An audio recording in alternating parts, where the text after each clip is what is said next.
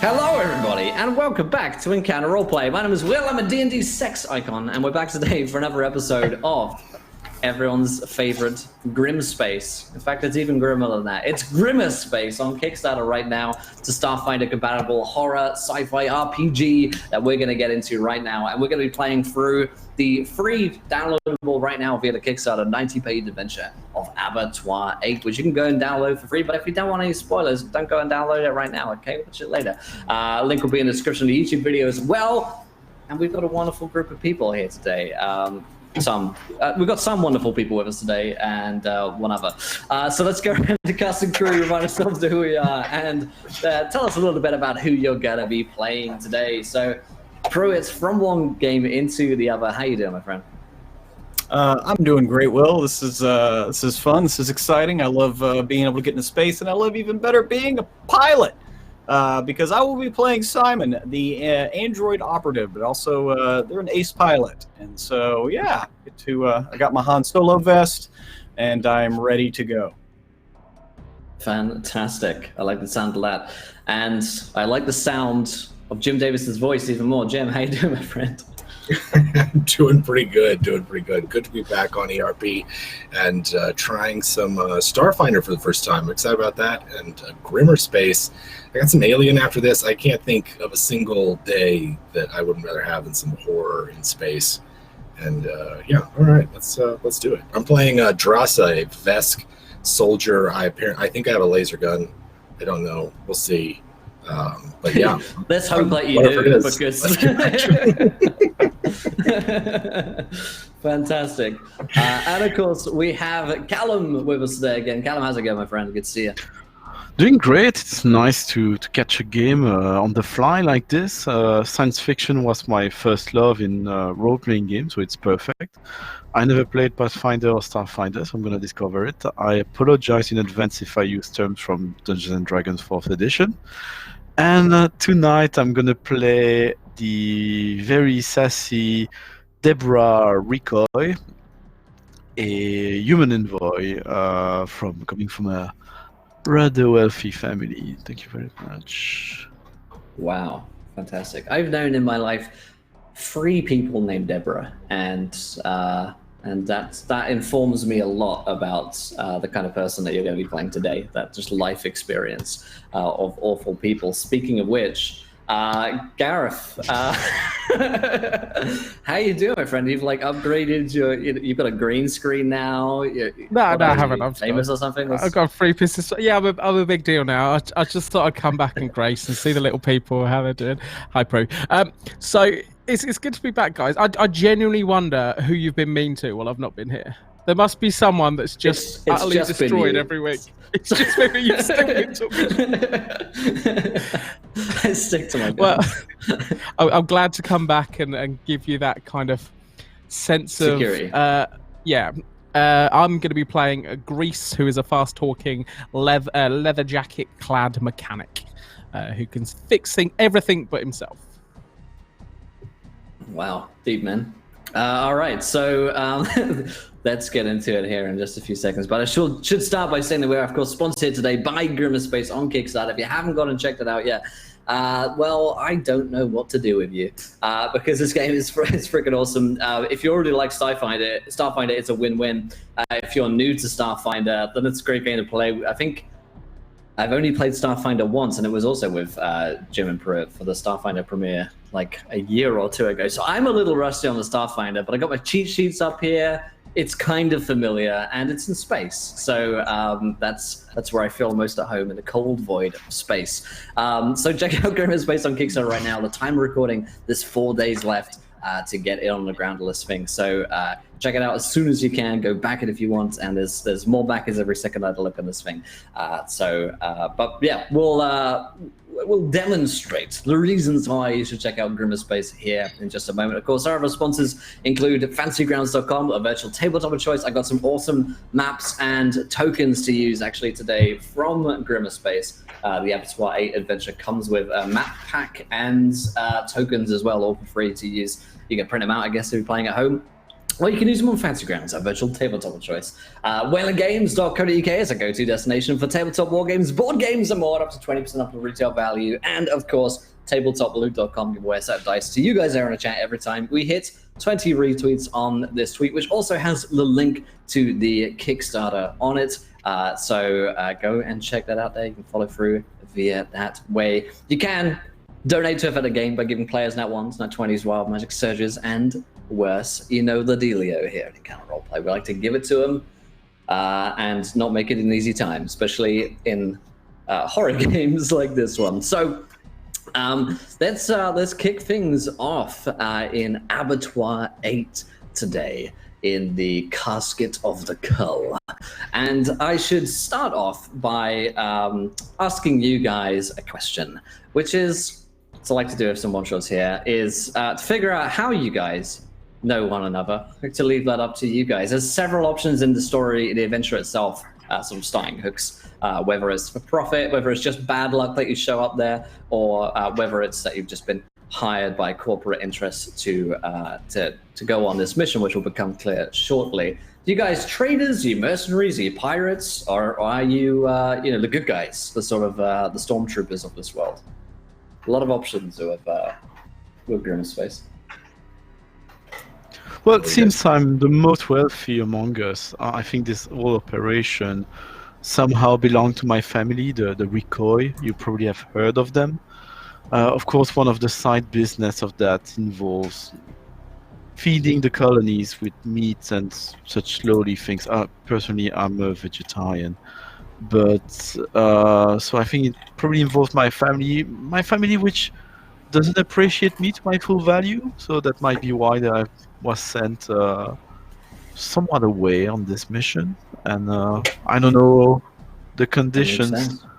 I ended up with the three of them. I think I'm more of a liability than a leader for them. But you do come with money, and I think that would make sense then that your house, your family house, House Recoy, has a vested interest in Abattoir 8, the starship that we're about to learn a little bit more about, and has asked you and to hire on some individuals, maybe they're friends of yours, maybe they're just here for the coin, to put together a crew and check out this little space station out here. So that works for me as our intro hook for today. So your mission is thusly, you've received a transmission, a distress call 2915, which I'll share with you here in just a second. This is the crux. This is what has brought you here today to try and figure this out. Let's see. Oh man, it's a PDF. Damn it. Let's see if Fancy Grounds will let me have a PDF. It won't. I'll read it out for you here. Okay, Distress Call 2915. Atian Combine, Colonial Control. Combine AG Hub Abattoir 8. Conviction Orbit. Jerin Grenego commanding. Commander Grenego, Distress Code 2915. I repeat, Distress Code 2915. This is Commander Jerin Grenego for Atian Combine AG Hub Abattoir 8. Conviction Orbit. In the last hour, violent behavioral instability broke out across our station. Cause undetermined. We have 428 on board, workers, crew, a good few of them, lost their minds and started... What? No, I don't hear anything. Go check. I'm transmitting. Hold on. No, don't open it. Just block the... Abattoir 8, this is Lyria Station, 2915 acknowledged. Repeats, distress code 2915 acknowledged. Relaying to Combine support vessels nearest your location. Do you have casualties? Abattoir 8, this is Lyria Station, please respond. A man screams, flood the background like sudden static, and a deep voice grates over them. Lyria, do I talk to you now? Because I just want to put it out there. I think I really earned this. A buzz of saws cuts the air, growls to higher pitch, and human cries rise along with it. And at that point, the transmission ends. House Recoy has made certain that you have a shuttle ship on one of these slingshot ferries, an enormous, dirty, reactionless container that's effectively held like a rock to its destination. That's the vessel that you have to get here, and that's the only message that you've received from Abattoir 8 in several weeks now. So, that's the setup. You guys are headed there, and we'll begin our adventure with you guys having just listened to that distress signal for the second or third time. You guys have gone over this before, and Deborah is there reminding you of the mission to find out what's gone down there, and to retrieve any survivors that you can. So let's get a quick description of what you guys look like around that circular container in one of these slingshot ferries headed to Abattoir 8. Pruitt, what does Sci look like right now? He's just heard that transmission, and what do we see? Well, Sci, he's not he's not an android that shows any emotion. That's not in his programming. He had to get rid of that a while back. He's on up there in years. He's probably about 8 or 9 years old, so he's almost at the end of his 10-year cycle, and so he's trying to make the best of the time he has left. But for the first time, maybe ever, y'all might see a slightly furrowed brow. And the energy that kind of runs through the mottling on his skin, like the wiring that is just under the surface, is kind of pulsing intensely when it's usually pretty slow and rhythmic. I don't like it. 428, and they're sending how many of us?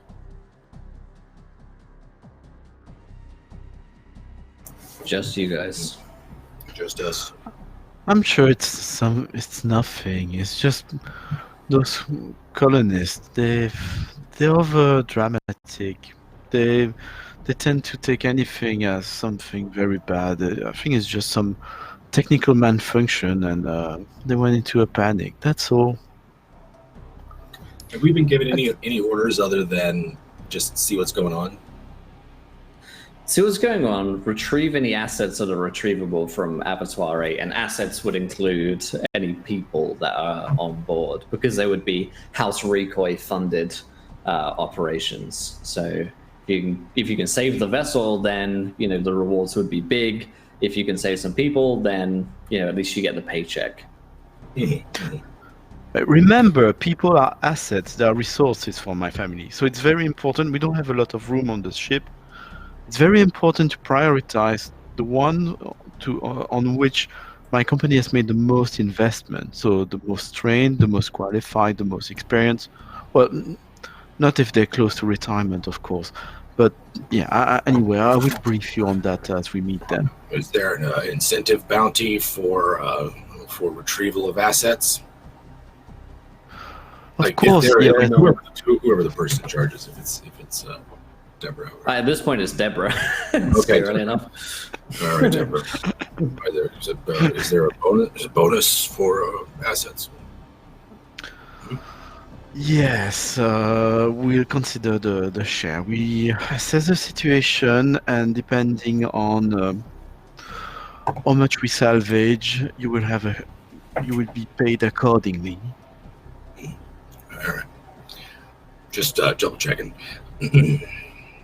That's very thorough of you. I'm not even sure it's anything to worry about. As kind of Grease puts another cigarette in, like not realizing he had another one in the other side of his mouth. Now that scream, my mate Jerry got his little finger caught in a thermocoupler, made that scream himself. So, like, I'm pretty sure that there's probably got a technical problem. They're flying dead. They just need a bit of help. Probably all right. Nothing to worry about. See? Nothing. That's why I'm here. I'm the Mozart of engines. The screams, they sounded like they were dying. Like it was violent. They're dying for the help of the Mozart of engines. The Van Gogh of carburetors. It seems like you're avoiding the violence that's going to be ahead of us.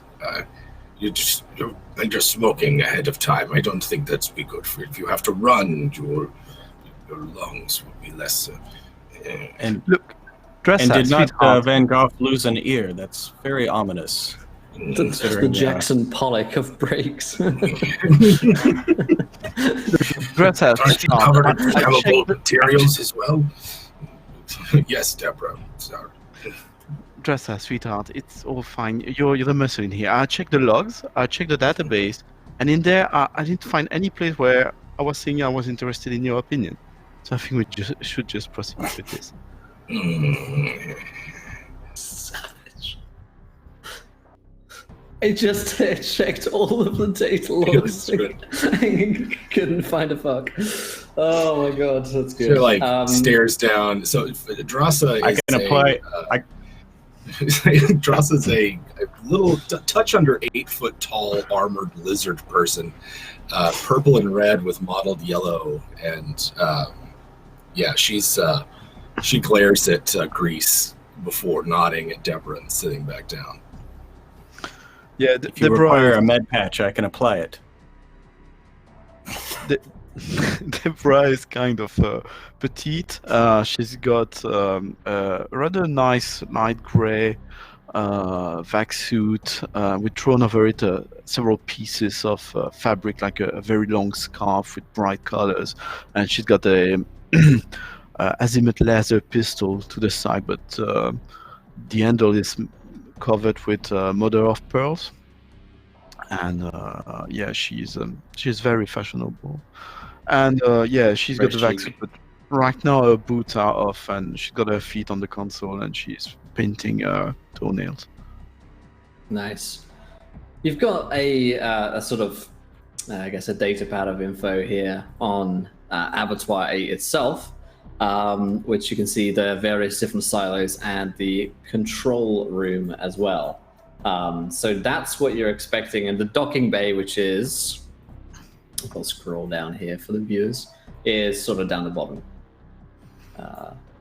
There we go. There's a docking bay. And it's the funk capital of conviction. So you know that you're in for a good time. So let's see if you've got in it. No one said it was funk here. No one listens to thunk anymore. It's a dead art. But yeah, let's see if you have in it. Population 428, technologically advanced, oligarchic, little space station out here. Should be fine. Grease, can you vent? I mean, I guess maybe this is a metagame question, actually. We've been slingshotted here on a ship without engines, but does it have any like kind of sensors or something like that we could use?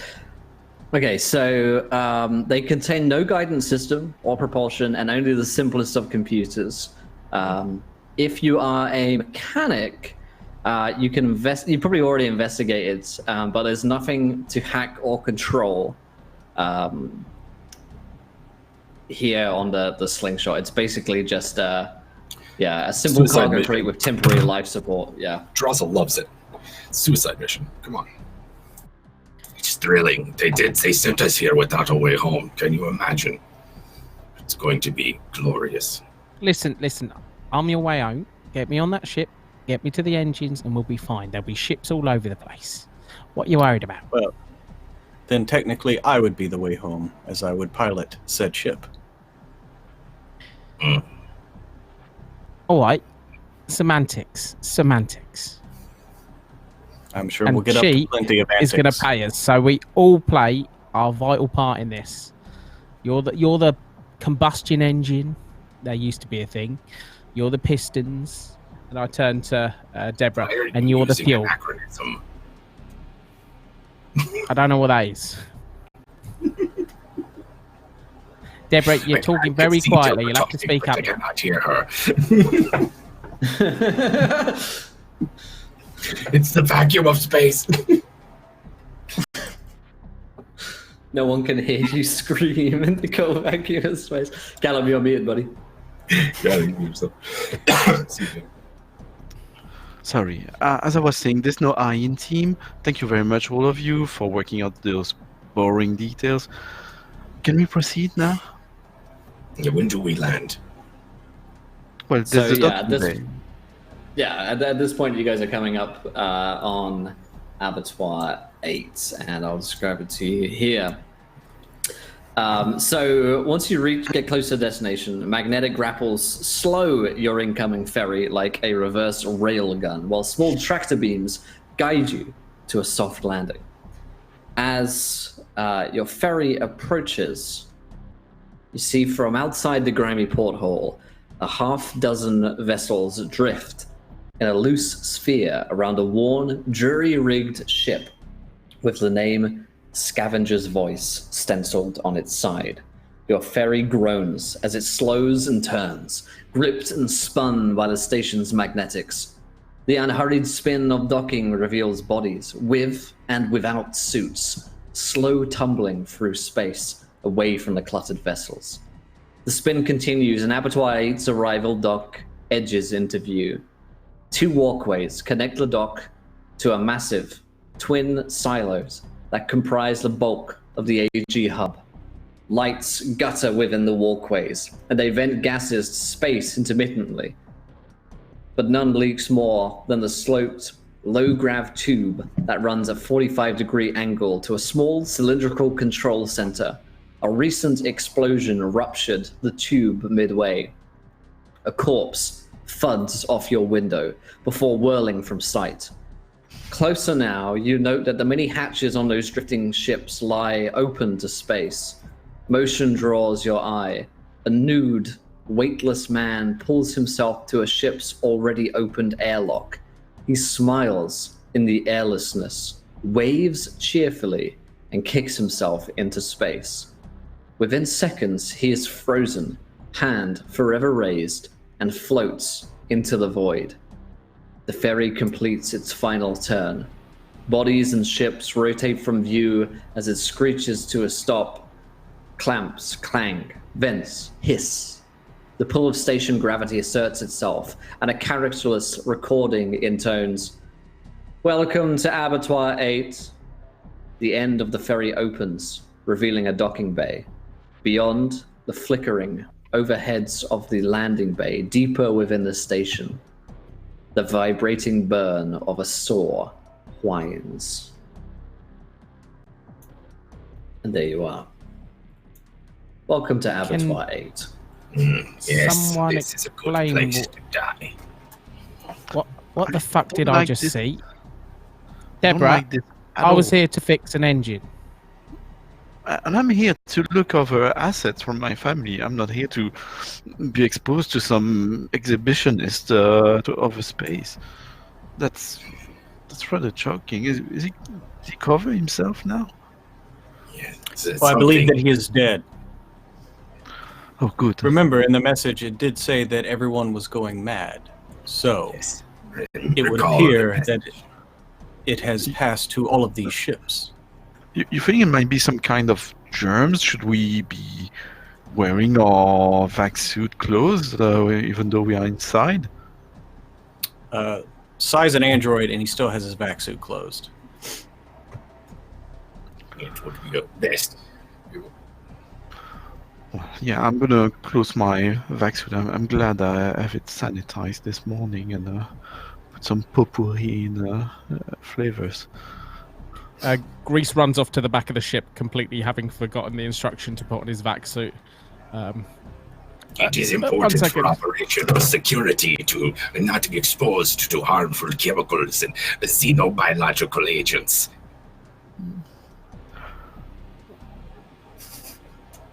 A couple of minutes honey, later, I'm concerned about you not following the health and safety regulation. That you are valuable for this mission. I mean, you can do what you want in your spare time, but right now we need you in good health till the end. Grease will come back suited up. He'll also have a pistol drawn, and he'll look a lot more ready for work this time. I'll be honest. I've not really got too much stomach for a fight. Well, it's perfect. Me neither. So you just stay in front of me if anything happens, and we'll back away together. Just make sure you don't back away behind me, unless something is happening behind me. And Like, Greece, are just you- stay behind Drassa. No one will be able to hit you there. It will be fine back here. Well, actually, that's a very good point, C. Thank you very much. Turn the safety on. Just remember that the most valuable asset on this station is now myself. Of course. That is a good thing to know. Good boy. Should we proceed? I cannot wait to get this over with and leave. I am ready. Hang on, let me have a little look. Greece has a little drone with him, and I can Neat. pilot it and send it off into the hangar bay. Can I have a little peek round with that? I can use its sensors to kind of see it's got Definitely. cameras and stuff on board. Yeah. What kind of check would you like round for me to have just a little peek in there?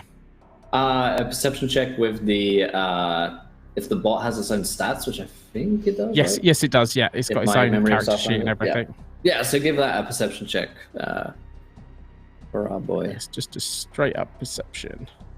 So that's going to be a 9. Sweet. So you take a look around the opening of the docking bay. So you guys are there on the Slingshot Ferry on the map, and a quick scan with the bot shows busted plastic chairs, overturned benches, desks stacked high, splintered shipping pallets and toppled vending machines, their contents littering the floor.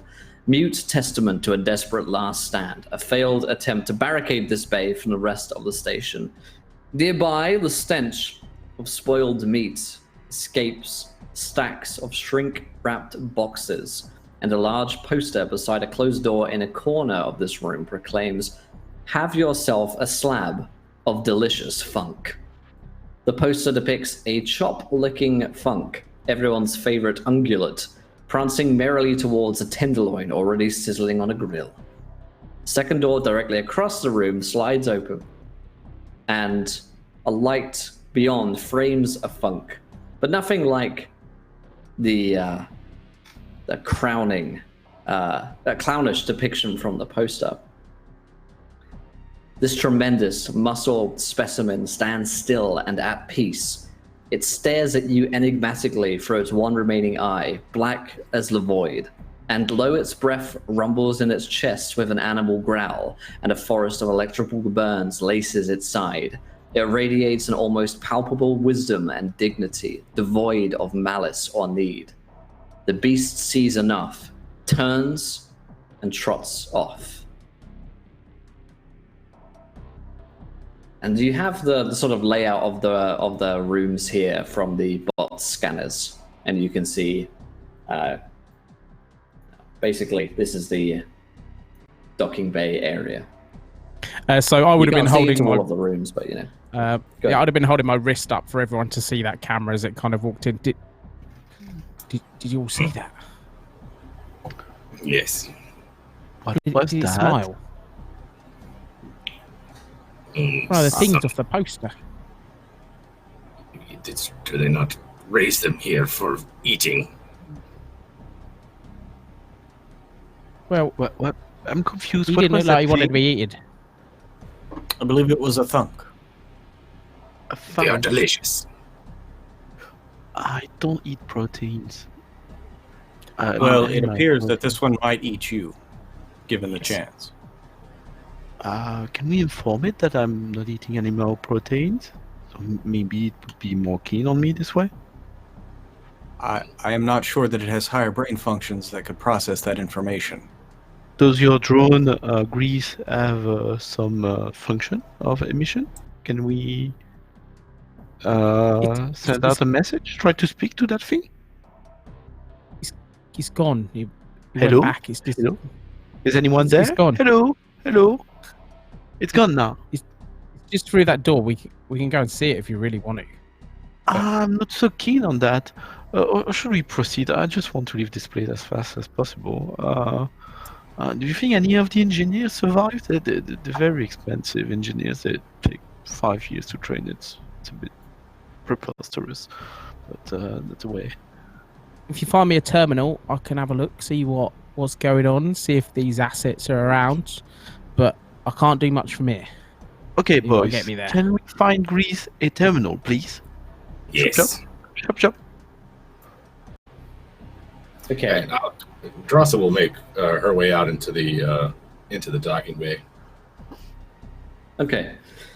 Let's see. I do have some tokens here, which are also the Abattoir 8 tokens, which should be good. I got some lizard folks. I got an android. I got a human merc. Let's see if I can put some tokens down here and show them. We have to reshare. Oh, I put them on a wrong map. That's the reason. Haha. There's a GM version and a non-GM version. See not what is behind the veil, mere mortals. Ignore the man with the mask. There is nothing to be seen here. Let's see. Let's get rid of that one. And on our main one with the PCs, I'll start adding in some tokens here. So I think we've got let's see, an android envoy. Someone's played android, sort of blue man. Maybe that could be Sci. Yeah. That could be Sci. We've got a big lizard, and that has to be Drossa. Yeah, I'll take that one. Let's look for, I guess, the human businessman will be the closest we'll get to Greece. Would have been more fitting if that was, there we go. And then this can be Deborah. Cool.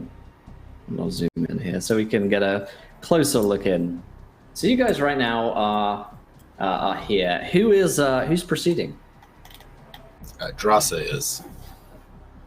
Okay. Although I don't think my token is locked because it keeps changing size whenever I zoom in and out.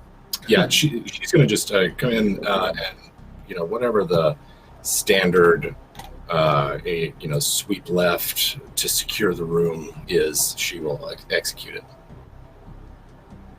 Awesome. Yeah, you step into the room beyond the slingshot ferry, and as soon as you get to, let's see, yeah, as soon as you get to this point here, I guess, you see that there's no one down either side of the corridor. This room here has the spoiled meat escaping from shrink-wrapped boxes, and there's just there's just tons of funk meat down here, which looks like it's spoiled and gone wrong.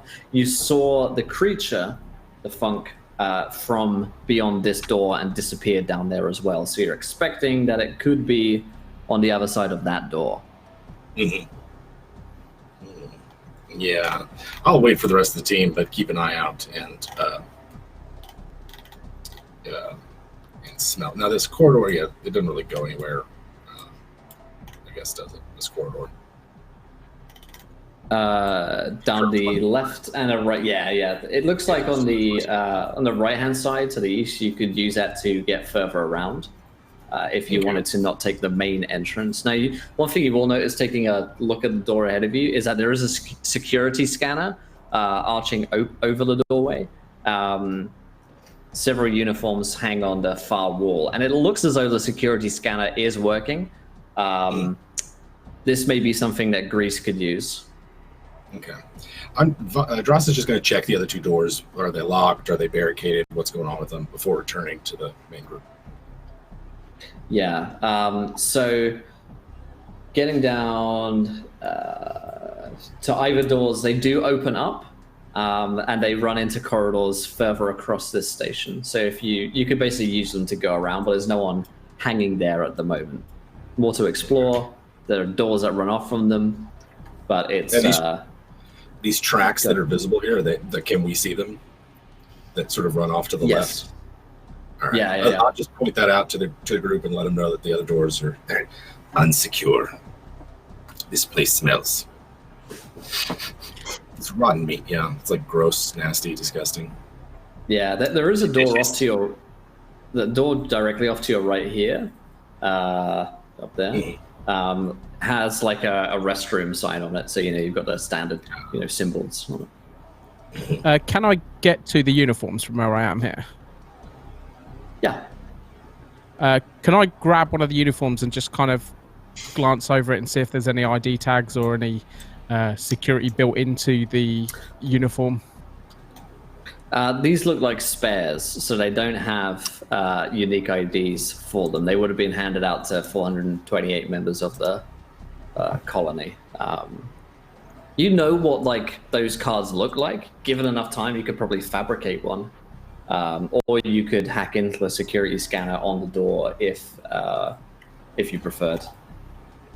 So I'm gonna have a go at this door. Can everyone, well, just be ready for something the other side of it because I don't want to get jumped. Also, alarms may go off. I'm not sure what inbuilt security they have, but not my fault, all right?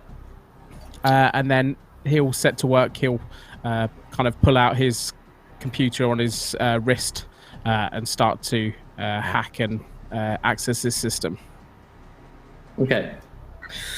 Give us a roll for that. I believe there is the skill in this game which directly translates to hacking. Yeah, let me just roll this and I'll tell you my bonus as well. That's pretty terrible. So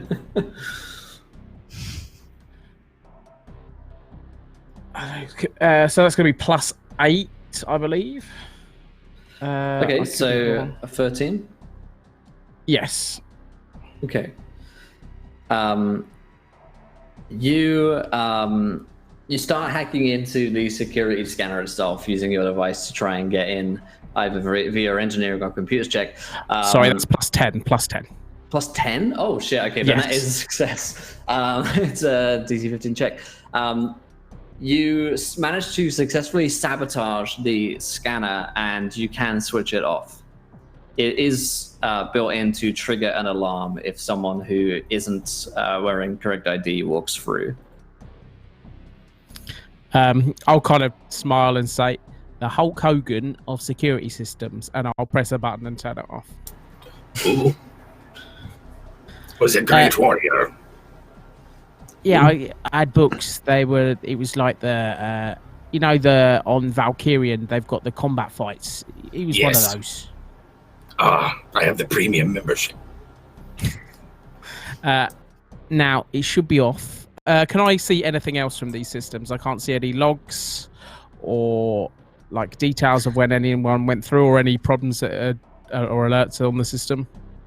You can see the list of people who have gone through the scanner, and they date back a couple of weeks ago. But there are several scans on there which are unregistered to someone who works here, and it looks like the alarm has gone off 4 or 5 times during this, but it doesn't have the identification of who or what that was. It could be the funk, potentially, if that creature which let loose has run through this thing. It possibly has tripped the scanner, or it could be something or someone else. We have some unlisted users here. That's not a good sign. Potentially people in here that shouldn't be, as well as that thing, whatever it was. While you're doing that, Deborah is staring a bit everywhere.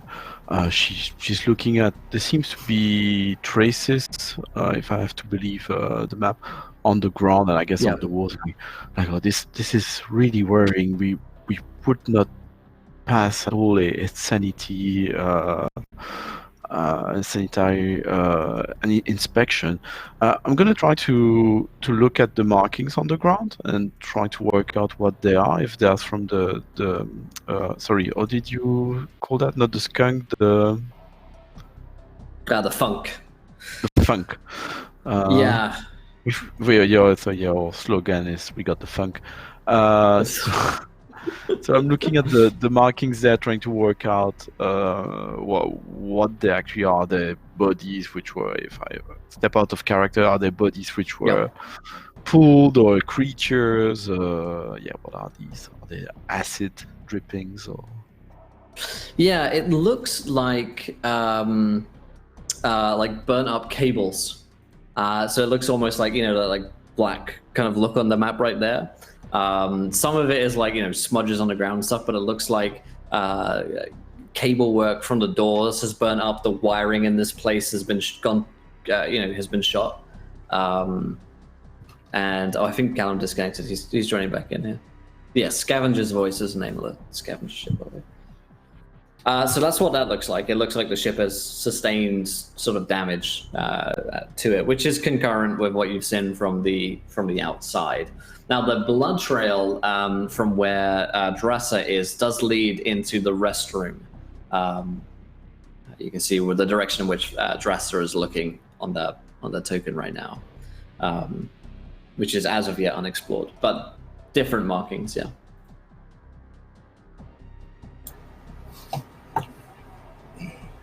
Could be somebody in there. Could be one of them assets. Do you want to look? I mean, there's a lot of system files I've got to recompile and check the data sets. Okay, just say no. Well, I'm very busy. Do it. All right, I'll go behind you, but you're the meat in this mission. Yes, I know what a safety is. He's got a fingerprint thing on it, so I can't fail. Do they look like humanoid footprints, or are they bigger, smaller? Humanoid, yeah. All right, I mean, if Grease is doing that, Dress is gonna peek her head in the door. Is it like a typical restroom door? There's no like security on it or anything. Correct. Yeah. It sort of just swings open.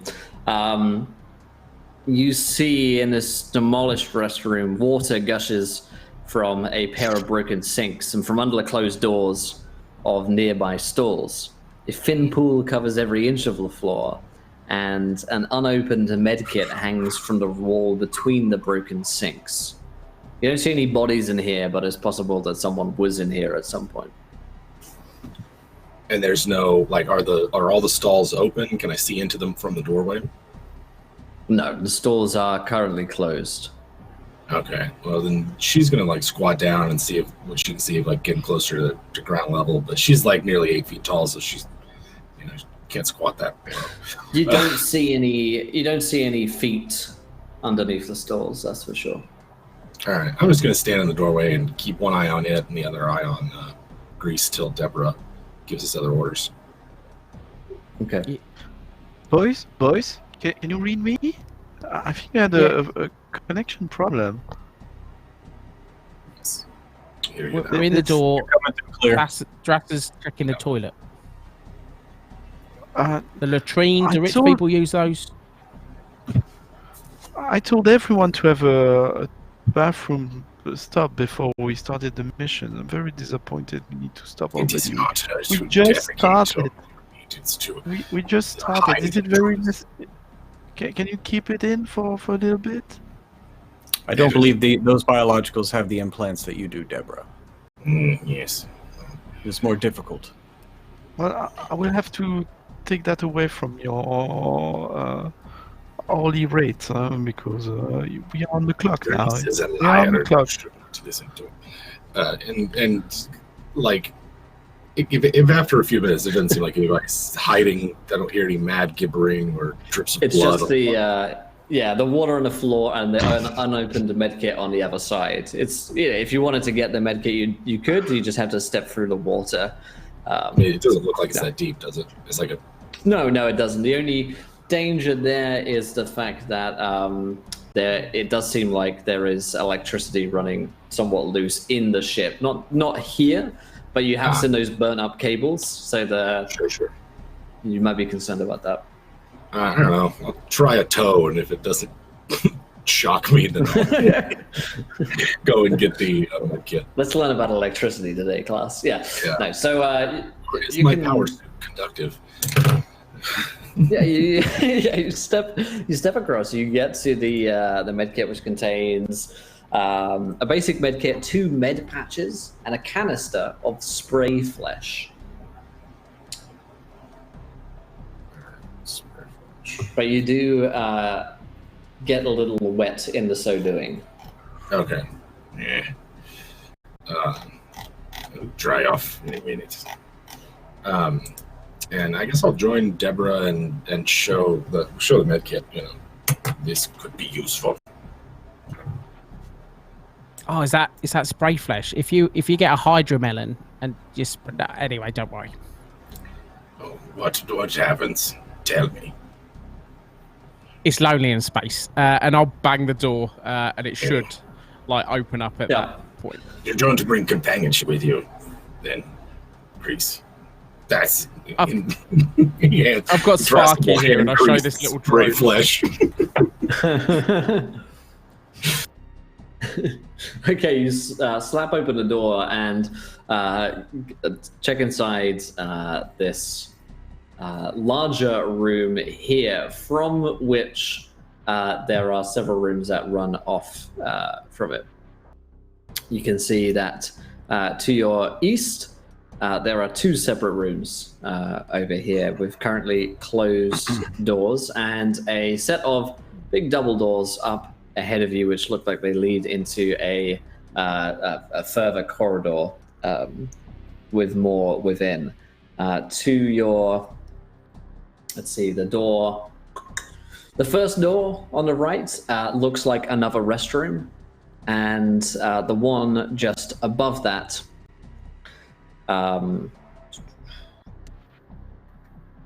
doesn't have any sign on it at all at this point. And there's writing all over the wall or all over the floors and everything. There seems to be quite a lot of writing, some scribbles across the walls, doors, even in certain points upon the ceiling as well. Okay. It seems to have a theme to it. It's often in dried blood. Sometimes not, though. It reads, "It's awake. The slumber ends." This is some really dark shit right here. I think it's blood. I don't think it's fecal matter. It doesn't. It smells like blood. I'm not sure that's meant to make me feel better. This is what were they doing in here? Maybe it's from they were killing things in here. It's an abattoir, right? So maybe it's just the blood from that. Yeah, it's got to be. Yeah, probably. I think so. Yeah, it's certainly not human blood. That's ridiculous. Yes. Can I open the door in? Can I open the door in front of us? To the right? one directly. No, the one straight ahead. So into this. Or are we in this main area now? See, Yeah, you're in this what are main you area. doing? Yeah. Can you? Hey, wait for me. Yeah, sorry. So this one here I'm zooming into on the stream is also, you can see there's a restroom there. That has a sign in it. And the other door is unmarked, but I will let you roll me a perception check if you want to take a look at it. Yeah, I'd like to do a perception check. Yeah. 16. Actually, mine's probably gonna be high. Deborah is very confused by the situation. I got 21. Okay. So, yeah, 21's pretty good, actually. You can just about see through a crack in the door, and it looks like it was once a communal area, like a restroom, and there looks like there are bunks inside. And that's about what you can make out. Can I hear it, like, as I was kind of peeking through the crack, could I hear any sounds or see any movement in there? You hear a low, sort of bestial sound. Whoa! There's definitely something in here. This one's not me.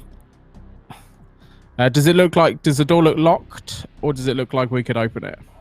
The door doesn't look locked. Yeah, both the restroom and the room where the growling is coming from seem like you could just open them. Reese automatically pulls up his pistol and kind of puts it towards the door and starts backing away. Definitely something in here. What did you hear? We should draw it out then. It sounds breathing. Have I Are you sure it's Hang just on. not an injured person? Okay, look. And I'll put my back to the wall with the door next to it. Get ready. And I'll kind of reach my hand to the side and I'm going to knock on it and then kind of flee out the way. What? Ready for what? I pull my very fancy laser. You hear a loud growl coming from the door that Grease just knocked on. Like, definitely sounds animal to you. I don't think we should bother this creature. Maybe it's its nest. Maybe it's protecting its whatever they call the little cute, funky babies. Yes, if we leave it, it could come up behind us or something. Yes. We do not know if it has another way in or out of there. Okay, but maybe we could put ourselves in a sort of configuration with me at the back then. That is Then you should acceptable. move to the back. Yes, should move. Give me a line of I have sight, something called an maybe, so I artillery can laser, give by the way. you I don't know if instructions. Grease will move his hand to the handle and he'll wait for a nod from his party members. And as soon as he does, he'll kind of push the door open and he'll back away. And I'm gonna move over here to the right. Does this look like it's something that can be kind of like hidden behind or used for cover? Yes, yeah, that looks like a desk that you could Cool. use as some soft cover there. Okay. Sorry, how deep is that room? Sorry, I don't know the square much feet there are. I think it's each square is 5. So yeah. So, okay, so if I'm there, it's still 60 feet from whatever is in that room, right? Yeah, you'd have to try pretty hard to get 60 feet, fair than 60 feet away from something on this on the ship, actually. Okay, you go, boys. You go, huh? Grease's backup plan is the toilet door's sweet. next to me. The one that I assuming is the toilet is next to this one that I'm opening, right? Yes, correct. So his backup plan is to dive in there if something Dive comes in out and inside. Yeah. Okay. Hide in the toilet. Let's- Safe measure. You swing open the door, and bunks once lined the walls of this communal rest area, but someone or something tore them out, leaving a mass of bent metal and walls stained in human fluids of varying pedigrees. Amongst the debris, a starving funk lurks amongst the rubbish, and growls loudly as you enter into it. It's startled by the sound of your approach. And as it's startled, it emits a stomach-churning wail, bolting from hiding, and begins to barrel down the hallway. It doesn't immediately attack you, but it is making this loud sort of kind of noise which just echoes around this chamber. It's like Twitter. And what do you do? Hey now. I mean, I Okay, shoot it. It's making a lot of noise. Before you do that, if I can do I got a feat or whatever it's called in Starfinder. I'm sure it's got a very Okay. different name. I'm gonna use a move action to say, ooh, that's a bad creature. There's a bad creature. Please, everyone, shoot it. And you all have so it's get them. As a move action, I select one foe within 60 feet that I can see or hear, and you and myself and everybody's got a +1 morale bonus to attack rolls against that foe until the end of the next turn. Okay. Sweet. Are you guys moving to attack the creature? I mean, I've got an artillery laser. I'm just going to stand where I am and fire it. Yeah, I'm firing Yeah, my you wanna- pistol. Fire artillery, you know. Yeah, if any of you want to take a shot, take a shot. It's not an initiative, as it's not currently trying to hurt you. Just barreling down the hallway, making this loud sort of. Let me get what'd you say the bonus to hit was we got from your encouragement plus +1. +1.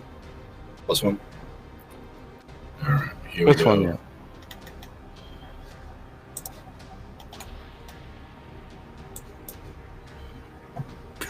18.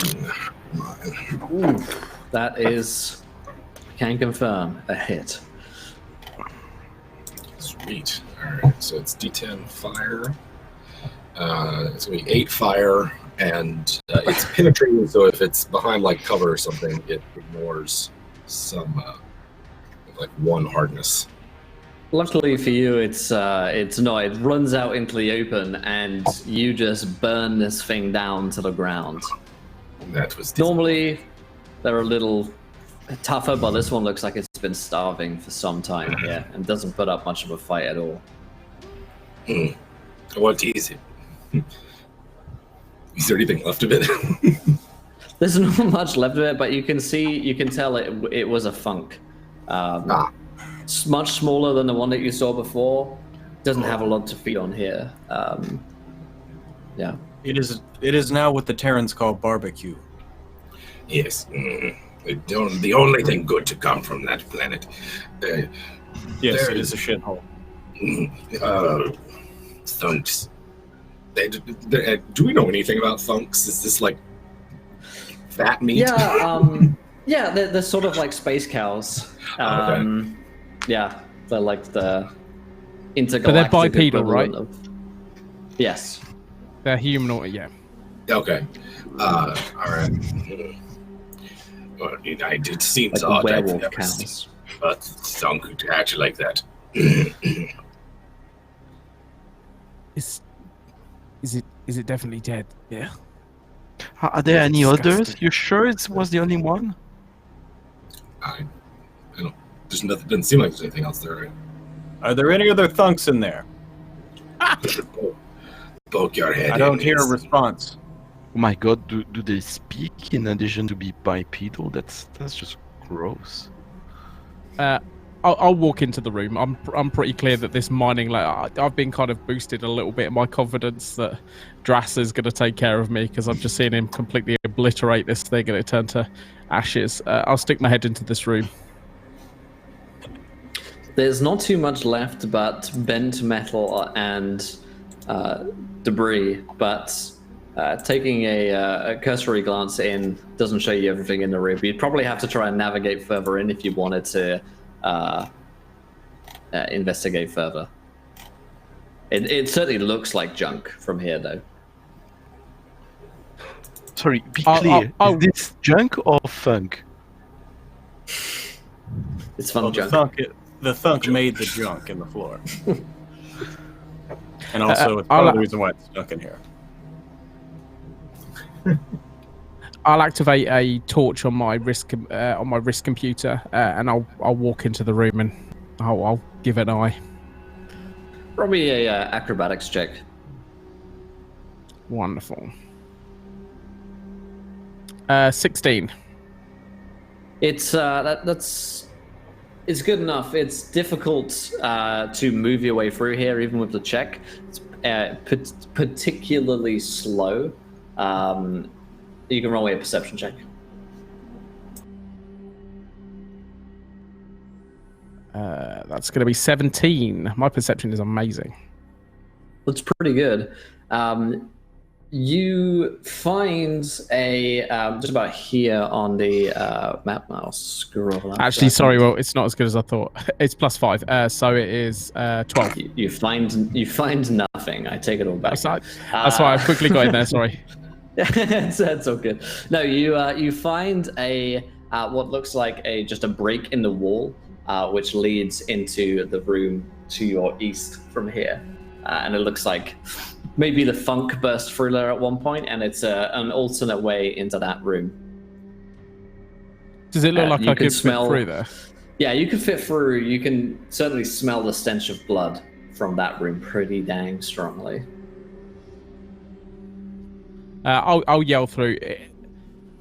It's clear, but it doesn't smell very good in here. It smells like metally. It smells like blood.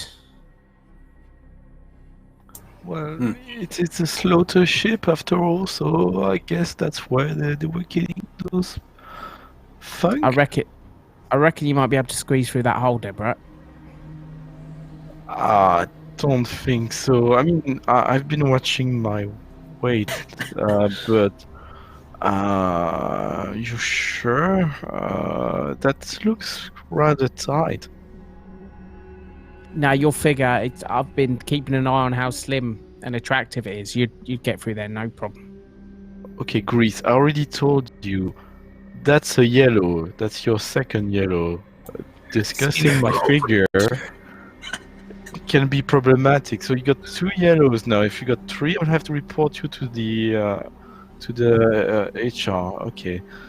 I You will can't try be to- reported to HR again, Grease. You know that. They are I will powerful try- warriors at HR. I will try to squeeze in.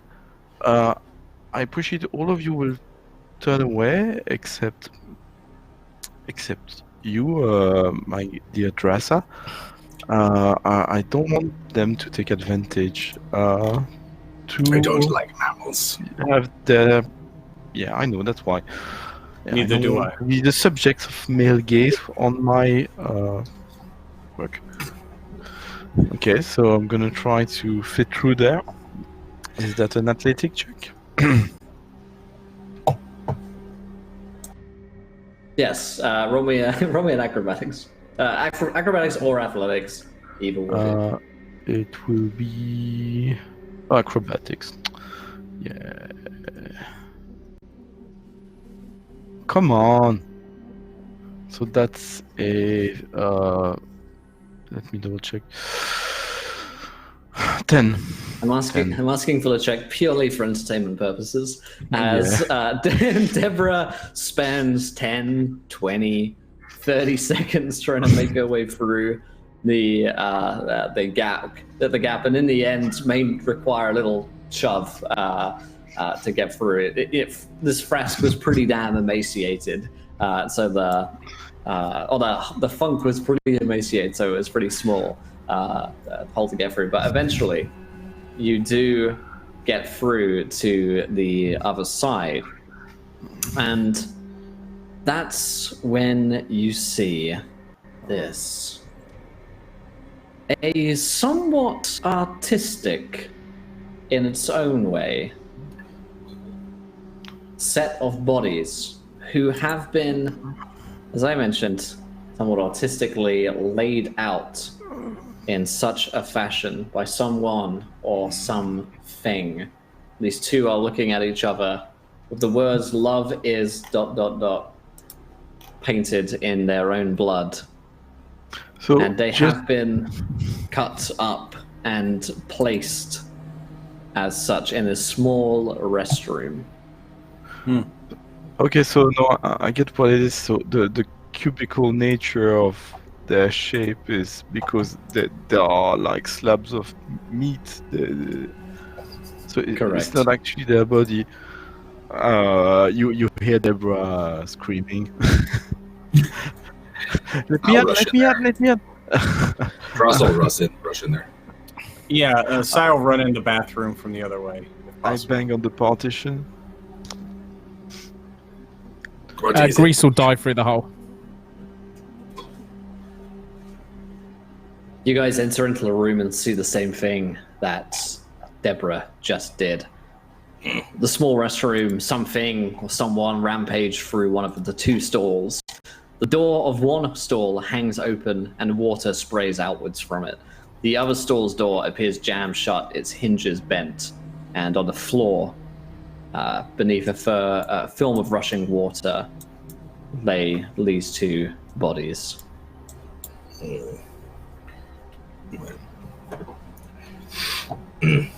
It's that is meat. How So old is it? are these heads mannequins, perchance? No. Grease drops the bravado and he just vomits on the floor. This is well out of his wheelhouse. Yes, so we can all agree now that there is something very troubling here, as the message originally warned us. I'm not sure it makes sense that we stay. We were looking for a terminal for Greece, recall. Well, We thanks found to your one. company, Deborah, we don't have a way to leave. We were not sent here with a craft that could return. So that is, and should be, our first priority. Uh, yeah, you're right. See, we have no way. We're stuck here. Can one of you search them? Maybe they got a pass or something which will help us find a way out. I believe that is just processed meat. So there's nothing in their pockets. Oh my god, I cannot even look in their direction. I don't. It's just a meat. I don't. It's old. You probably would be sick eating it, but. Can we Sai leave? will go up to one of them and check them. A quick search discovers a medical alert bracelet on the female corpse, as well as the ID card of loading dock manager Ryger Manich, still attached on a lanyard inside the man's shirt. Ryger's card will grant you a +10 to all computer checks made against station computers here. And yeah, Sai will take that lanyard and patiently wait for Grease to get done disgorging, and then he will hand it to him along with a towel to wipe your Thank you. Can we leave him like this? It doesn't feel right. It's what did this? Grease. I believe someone that check their wounds? we should. There is not much of them here. I can't look at them. It's disgusting. It's not right. Was also, this should we not try to figure out what caused this? This could spread. Remember the original message. Something started spreading among the crew. They started going crazy. They started attacking. It could be a pathogen. It could be a disease. It could be many things. We do not know. We should really make sure our vac suits are sealed properly, and before we leave the bathroom, let's to be completely certain, let's clean up our hands also with a bit of soap. Yes. Employees must wash hands for at least 20 to 30 seconds. Yeah, this is very good soap. I looked into that. It kills 99.99999999999999999% of germs. We got researchers trying to figure out the last 0.000000001%. You were just Deborah, we don't believe that. That Greasel. 0.00001% gives you plausible deniability against lawsuits. Grease will hightail it out of there. He can't stand being. This is really morbid and disgusting. People. Yeah. Is it? Deborah is very interested. She somehow it sort of snapped her back. She's very interested about your point about plausible deniability. Okay, so what's happening here is because of those 0.001%. And as Sai kind of like ushers Deborah out of the room, he looks over her shoulder at Drassa and Grease and just kind of gives you a nod of like, just keep her distracted. Let's go. Let's go find you that terminal, Grease. As you head out of that restroom, you notice that the door from behind you that you previously entered from is now sealed, and it looks like it's reading as though it's locked. This It certainly wasn't before. Yes. Grease, was this your doing? Yeah, who closed that door? I was in there. Maybe it's a timer or something like that. Is there a tunnel this side? Can I jump back in it? There isn't a terminal on this side. You could try and find your way back around. You remember there were corridors either side that you could get around a sort of silo from. But on this end, no. So no, this this was maybe it's a timer, maybe it's a security thing, maybe an airlock. Nothing to worry about. Probably. I don't think those things could use it. Well, okay. What do you mean those things? The herded becomes the herders.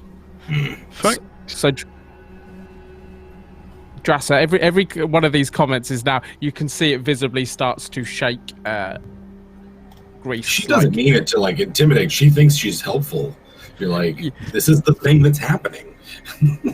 Like at least 3 of your last comments have made him drop his cigarette, and he's had to get another one, and then he keeps saying something else, and it drops down. But he's visibly starting to look really unsettled and not really sure what's going on. And he'll kind of fumble at this door and try and get this next one open. Go ahead. Okay. The door opens readily and does not appear to be locked. I want to do, as soon as he opens the door, I'm going to do a quick, just kind of listen, like a quick perception check. Okay. And it's going to be +5, so that's an 18. You look up because you heard a soft whirring sound, and you see that one of the cameras aboard the ship just turned on its automation to look at you as you're entering this door. I just meet eyes with Grease and trail back up to that camera.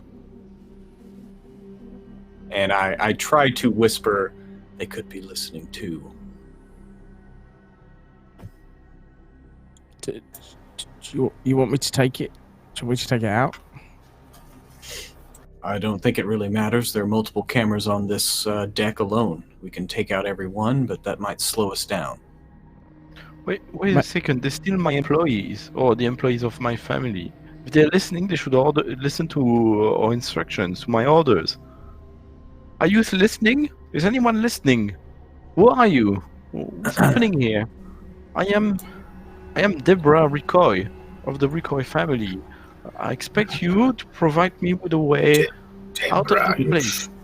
Deborah, I don't mean to question your rank, but operational security demands that we be as quiet as possible. Of course, yeah. You are the man, the or creature, or the whatever you are of the situation. Okay, I follow your Conquered the advice. galaxy. And actually, she's a she, just so you know. Thank you, Sai. It's Well, okay. okay. It's difficult for mammals. I'm sure it's difficult for you to tell them apart as well. I apologize for that, Dressa. I'm sorry. It's Sincerely. okay. The situation has been very difficult. Stress. I've got a lot of reptilian friends, believe me. I understand. Grease will. Is there any paper or anything? Can I, if I, like, is there anything for me to scribble anything down on?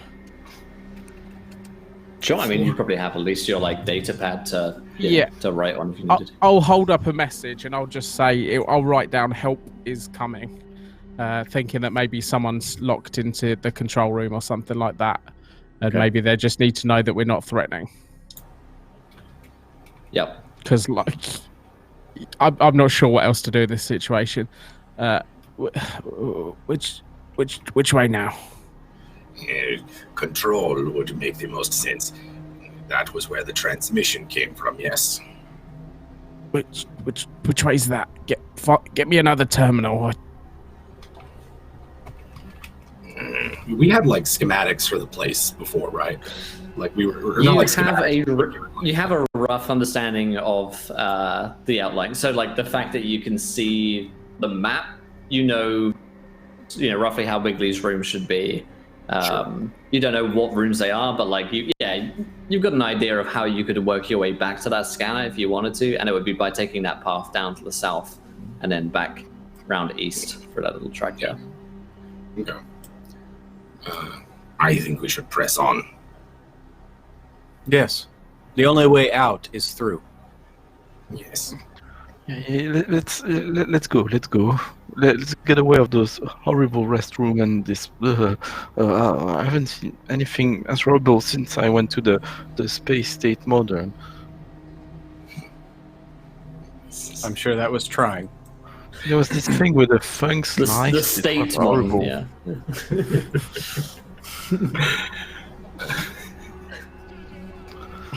So, okay, which door do you want to head towards? You've got, you've just walked into this corridor here where Greece's token is. You've got down to the, I guess, the south. You've got the big double doors ahead of you, and then you've got the doors sort of to the northwards as well. Or you can split up. I mean, if we can't go northeast, we can go to control, right? That's also where all these footprints are coming from, as well. Like, I think following the footprints, at the very least, we'll be following someone or something instead of like. Yeah, can we? I'd like to have a perception check again on those footprints to identify again. Are they humans? Are they a funk or what? Yep. You can have a perception check on it. Okay, so that's gonna be a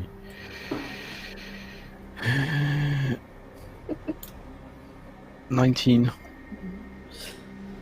Humanoid, but too big to be human. Okay. These are too big to be human. There's no way a human would wear that size of shoes. And then it could be the drunks or the scavengers' voice crew.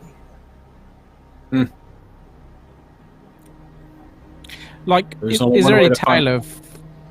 Sorry, go ahead, Bree. I was just going to say, there's only one way to find out. Is there any, like, tales of scavengers around here? Is this anything that would immediately be, like, these people are incredibly dangerous as scavengers, or maybe that they've just happened across this ship, which is already... Yeah, you haven't heard the name of the ship before, the Scavenger's Voice. It's a big old galaxy.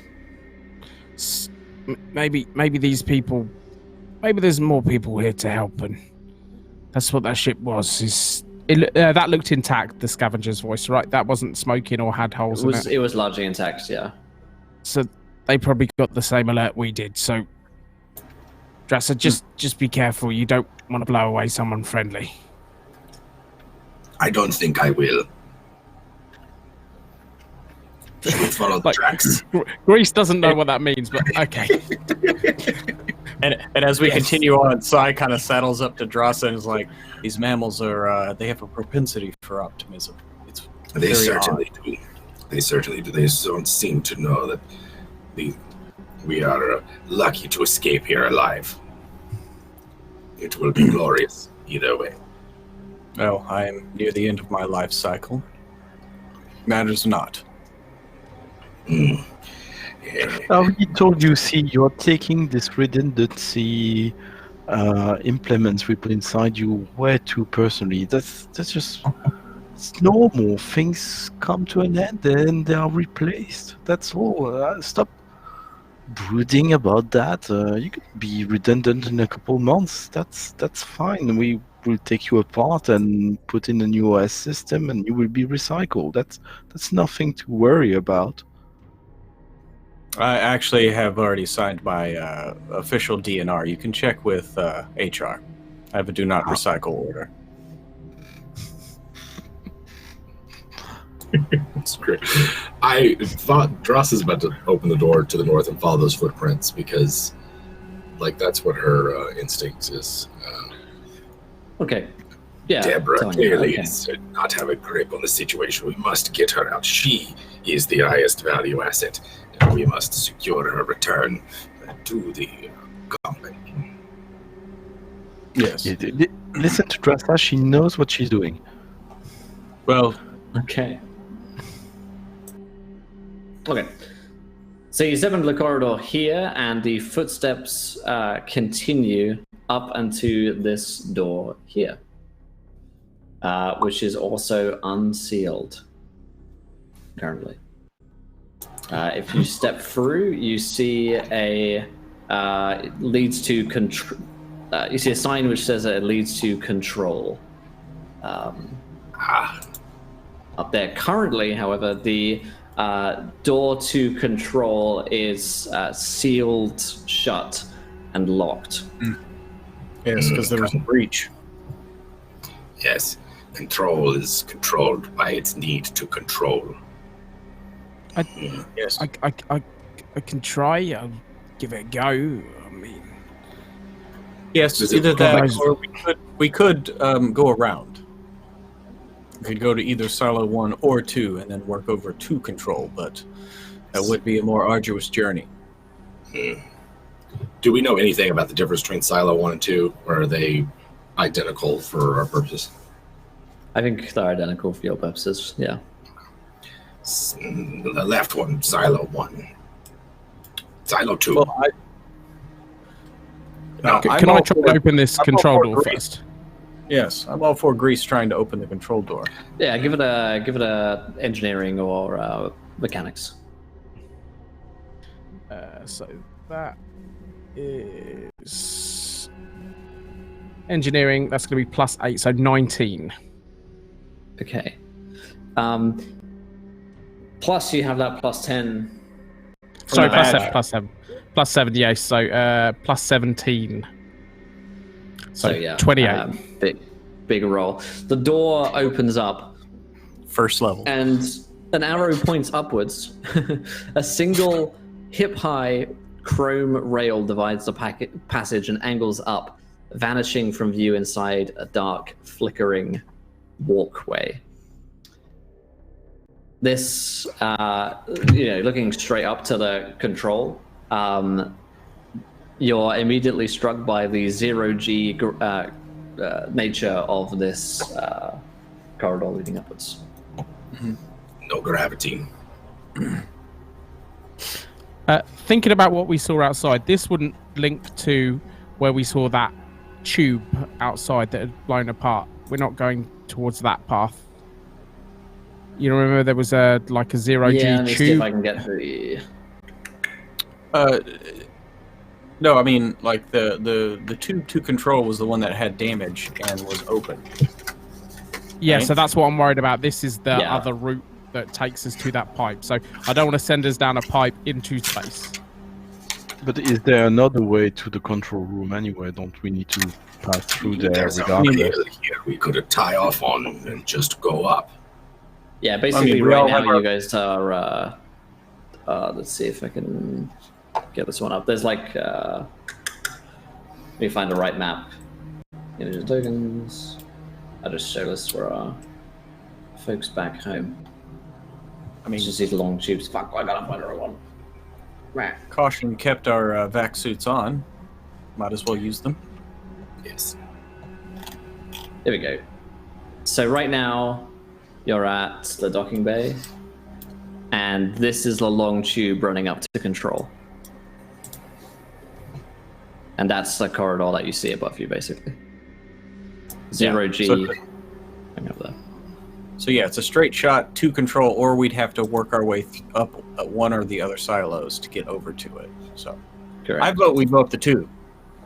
I think we should go up the tube. We can tie off or hold on to the rail.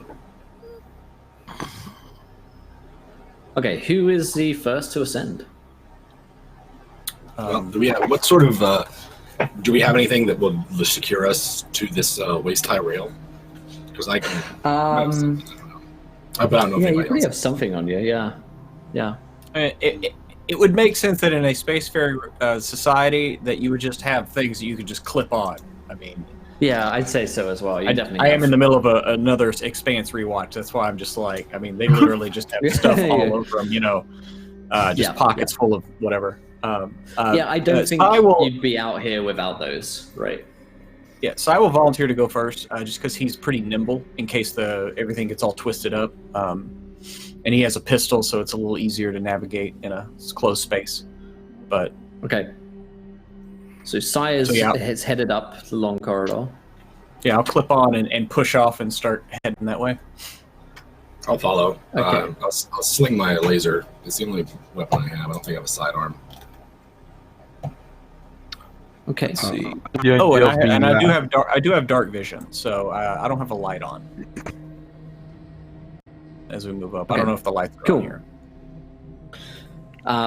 There's only emergency power, so it is quite dark in most spots around here.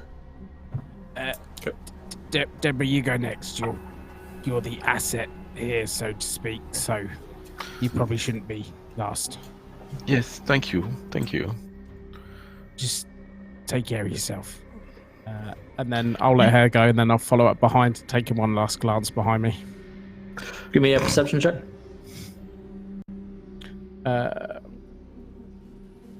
That's going to be a 10, I think. Okay, so Deborah... 9. Okay.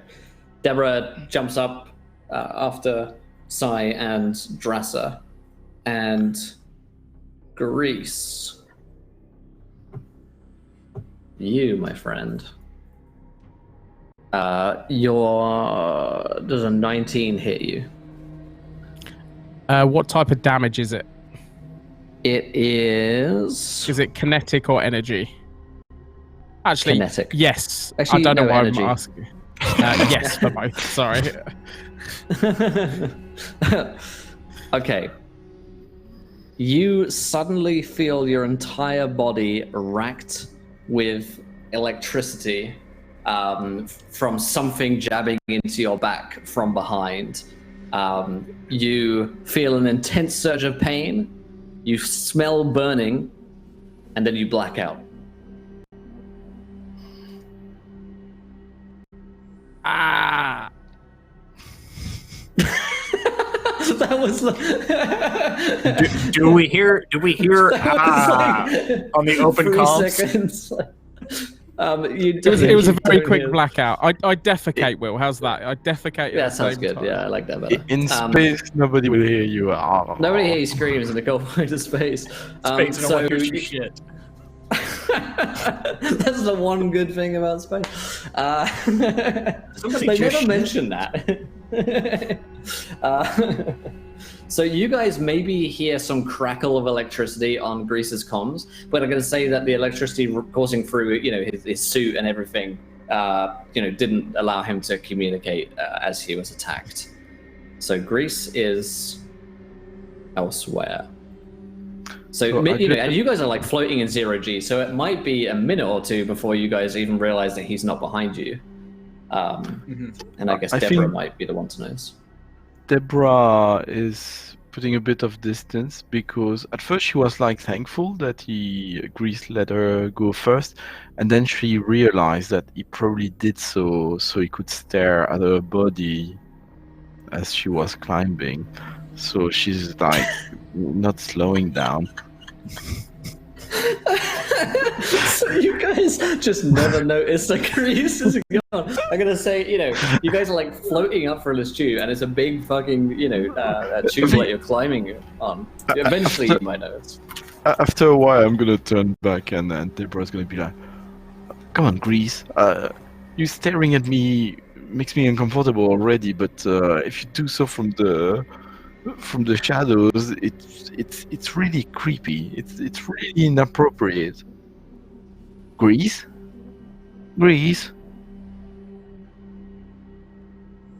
Boys, do you have any read on Grease? I mean, Is he right now? He does his job for the most part, but he's a little scuzzy. But Oh, you mean right now? Yeah, I'm afraid. So either he had a glimpse at me and he found a space to be alone to think about it, to be PG-13, but otherwise something has taken in. I think the first scenario is more likely, but I'm still concerned, and to be honest, I wouldn't like to be the one interrupting him, but I'd like him to be interrupted as soon as possible, because that's gross. And this time I'm gonna report him. It's really inappropriate. Is there something going on? It's like Sai hasn't turned to look back. He's just talking. He's like, what? Sorry. What do you mean? Grease is missing. It's hidden in some corner. Oh my god. Okay. No. Well, Okay. so in a station full of people dying and spacing themselves, he goes missing, and you think he's thinking about. Okay. I think is the M word. That's what I'm thinking. He's very qualified. He's very cheap. That's why I kept him. What? He's hungry. He's somewhere masticating right now. I don't understand you biologicals at all. Nobody would take him because he had those situation. I could brain that, but obviously I think I sort of despite of myself, it sort of encouraged his tendencies. Sadly, I think he would be better suited with someone much older. Probably of the same gender. As far as I can tell, he's not interested. So, I mean, where is he? Can we find him? That's not acceptable. I mean, it seems to me you're more interested in finding him metaphysically and not physically. So, finding who Grease is, not where he is. I think we should find where he is. And, well, shit. Yes. As you guys look around, we'll cut to Grease, who I have placed in location which I will announce, which is called Big Boy's Murder Closet. Which is my favorite thing about this adventure, is that there is a murder closet, and you are firmly within it. You wake in an unfamiliar room shaped like a pie slice with one exit. Resin cords affix each of your limbs to a chair. Dried blood sprays stain every surface, including the door. A double-bladed slaughterman's saw, caked in scabs, hangs on a curved wall. A surveillance camera blinks in the top corner of the same wall, and recharging stations squat beneath it. Nearby, a worn office table holds small, neat piles of yet more resin straps. 2 pairs of cords for each member of your party.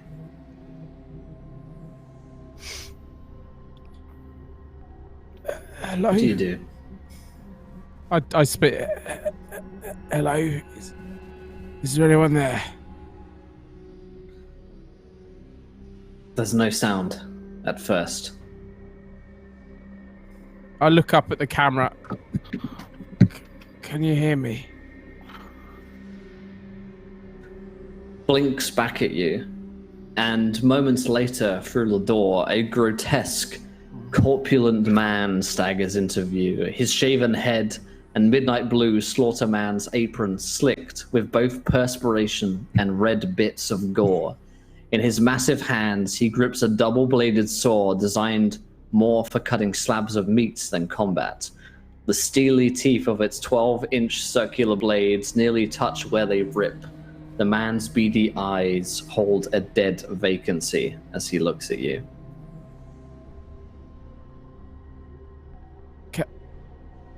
Can you understand me?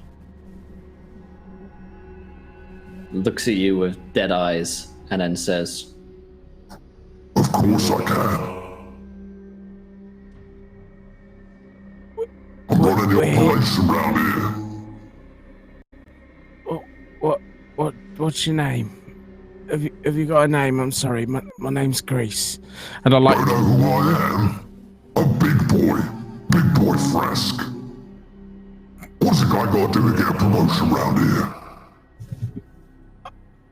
What you deserve one. Is this your office? Yes, this is where I work. I like what you've done with the places. Listen, are you gonna hurt me? Yes. Yes, I have to. If I'm gonna get a promotion around here, I've gotta hurt all of you.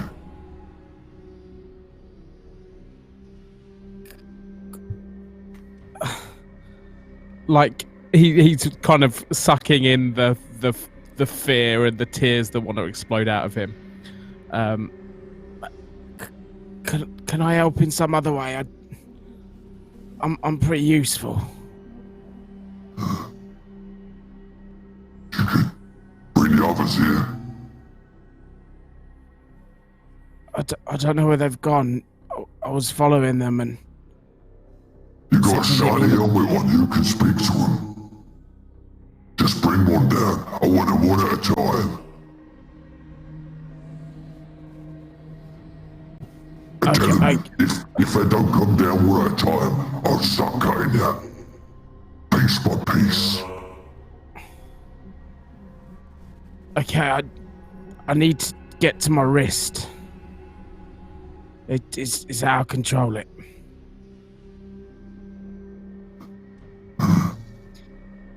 Right. And he moves to free your wrist with the saw blade dangerously close to your face. So I'll Keep himself in and I'll be mad. They'll just hear what I say. Is that okay? You'll see when I'm talking, because I'll press this button. All right, and I point to my wrist. So I press the button. Can you hear me? Sorry, Deborah. Grease? Where are you? I'm not entirely sure, but I'm gonna need I need one of you to come and help me. And I look to him like seeing if that's making him happy. He nods, and you hear, along with Grease's voice, a deeper one. Yeah, because one at a time is what I want. Tell them that one at a time. Else I'm cutting. So I'm holding down the button, so you really should have heard that. I'm hoping. And Sai looks at Deborah and just kind of goes, trying to get Deborah to not respond. Be like, sure, Grease. I mean, you need help lifting something? You want us to send Drasa, or you what? Do you want me to come down?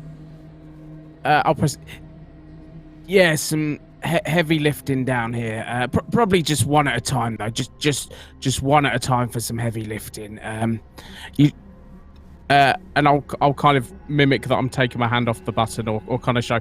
Maybe I'll put it on hands-free secretly, so it's just broadcast all the time. It's like, Miss, sir, would you like them to come down the tube, or is there a better way? Back down the tubes where I want them. And are you gonna wait at the bottom? Blimey, if I let her have them, then I'm not gonna get a brunch around here, am I? Is you'll get him at the bottom of the tube, or is it someone else? Because they're pretty big. Whoever you... Mr. Manager will be mad if I don't. All right. So yeah, just come down the tube. I'll be waiting in the room at the end of the tube. Just me on my own, with some really heavy fucking lifting to do. Well, then we'll send Drasa down in a minute. Really looking forward to seeing you. And She's then, looking forward to seeing you too. I'll Is take that my some- finger off the button. Is that again some kind of sexual innuendo he was saying? So this heavy lifting, and I'm waiting for you. He's such a perv. Deborah, did you not hear the bestial whatever it was that's obviously holding Grease hostage? Thankfully, he outsmarted the beast. Drasa, they want one of us at a time. So Deborah, you're going to need to stay amid tube here. Yes. Just stay back out of sight, and I will move down and hide and take a position before you come down. Very good. Should It is I? 0G, so I'll stay at the top. Should I throw a grenade before I descend? Well, we don't know if Grease is actually going to be there. If he is, a grenade might not be best. I got a smoke grenade, if that helps. If you see something that is not one of the three of us coming at you, then yes, You should throw use the it. grenade at that thing. Yes. I mean, it's a small grenade. It won't hurt him, or it, or she, or whoever it identifies. Yeah, I mean, whatever the nomenclature, I think still it's at least If they're enough to trying get to you kill away. you, you kill them any way you can. Take their helmet off. Ready when you are, Sai. And so, yeah, I'm going to try to basically glide down the top of the tube so that I can be up, out of sight for when the doors open. Here's what I'm going for. Do you want to roll a stealth check? Will do, because it's one of my specialties. What is my stealth? My stealth is plus 11. Oh boy. Boom, jeez. So that's a 25. First level character, folks. Nice. Very, very nice. Yep. That is successful. I remember this now.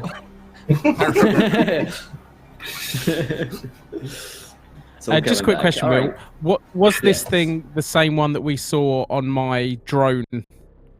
No, this is a man, or at least once it was. Oh, this is human. Okay, it's not yet. Yeah, you saw a funk moving around before. But this and is just spoiler alert, the funk massive is sort of Lunar just. Yeah, the funk is just sort of there to let you know that like things have gotten out of control and the meat is everywhere. Cool. Yep. He seems to be very concerned with getting a promotion. And he sort of paces back and forth and then finally heads out of the room towards the tunnel where Drasser will come out in a few moments' time, no doubt. Does he bind me back up? He does, yeah, he does rebind you. So I've not access to He my computer, seems- that's fine. Yeah, he seems, if not intelligent, at least cunning. Cool. Okay. All right. Well, once Sai is in position, Dross is not going to have her her laser out, because I would imagine that, given it's like a two-handed heavy weapon, it's a bit cumbersome or something. Yeah. But she doesn't have any other weapons. I don't know if that's if she's missing some or if like they just only get the one. She does have her claws, and so she's going to prepared to use those as she comes down. And she's basically like, I have a bunch of abilities related to like. Possibly related to hand-to-hand. I've got hammer, fist, strike back. Mm-hmm. I'm not sure what those mean. I can't find them in the core book, but I'm ready for a throwdown. Ready for throwdown. Okay, so as you're coming down, you get to the bottom of the station again. And roll me a perception check. All right. Let's see, my perception is a big +1. Do you want me to roll one as well? 9. Yes, yeah. 21. Top of the tunnel, feet on the wall above the arch, just gun pointed down between my feet through the doorway. Okay, so on a 21 side, you can register a heat signature of something to Drusser's immediate right, so further northwards on the map, I suppose, closer to this door here. And it's not moving, but it's big and it's lying in wait. I give Drassa just a tss, and just kind of take my gun and point that direction.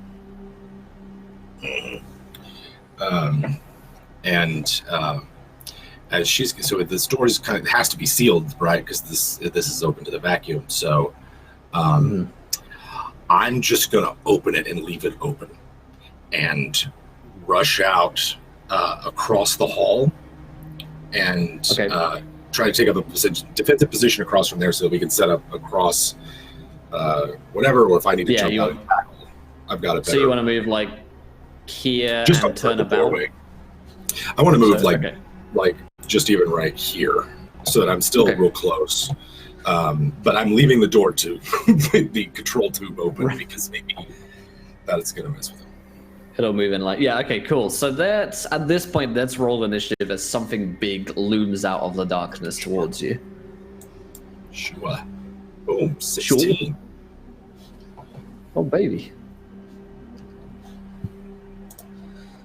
And let's check this out. 9. 9! 16, so I rolled a 9. Rolled a 9. Big boy has a nice So +2. many feats. I know, yeah. 15 for big boy. And I will let the other two of you roll if you'd like. I guess Deborah's sort of out of the combat. She doesn't really want to take part, but Grease, you might try and jimmy your way out and get to the fight, I suppose. Gareth looks like he's frozen, so we'll that's for the best. Oh yeah, Gareth, I was just saying you can roll initiative if you like. Yeah, I will roll the initiative also. I mean, Okay. if I got a line of sight or something. You don't right now. You'd have to go back down to 2. But, Okay. We'll put you at the end of the I'm on 21. initiative. Cool. So, Grease, you are the first to act. You hear the sounds of shouting from outside in the corridor, and you suspect that your friends are close. Can I see any, like, if I struggle to get out of these restraints, can I kind of force my way or twist my way? Yeah, you or... can try and force. You can definitely try and force your way out of the straps, and I'll tell you what kind of roll that is in a minute. It is acrobatics or strength. I'll go for acrobatics. So that's going to be a 15. Not enough, I'm afraid. So I imagine I'm kind of trying to contort my way out and get myself more twisted and more frustrated as we go along. Absolutely. As meanwhile, outside, Simon, you hear the shout of this man or this creature as he shouts. I made my quota, not you! And he rushes towards Dresser with the chain saw in hand. And Dresser, you turn about and see this mountain of a man, flesh before you, with this scabrous chainsaw and a funk prod, which rattled lots of electricity and must have been what disabled Grease previously. Okay, What do you so do? all right. So I don't have my weapon ready, but I do have. So I found out what Strike Bag does. It lets me ready in action to make a melee attack against someone that comes within my reach. So I might just like. I'd really love to disarm him with one of those weapons at least, and try that. I don't know how well this is. Yeah. This is Big Boy Frost, by the way. Sweet. Yeah, All right. It looks awesome. like that one thing's attached to his hand. Is he holding the thunk prod? Like, could I even disarm him? You could disarm him. It's it wouldn't be easy, but you could certainly try. Okay. Maybe you can jam it. So mechanically it's the same, but actually it doesn't lose it, just you jam it. Yeah, I just was hoping for something just to have some kind of melee weapon. All right. Well, if he's coming at me, and I am going to basically ready in action to attempt to take the stun baton out of his hand. Okay. That's what I'll do.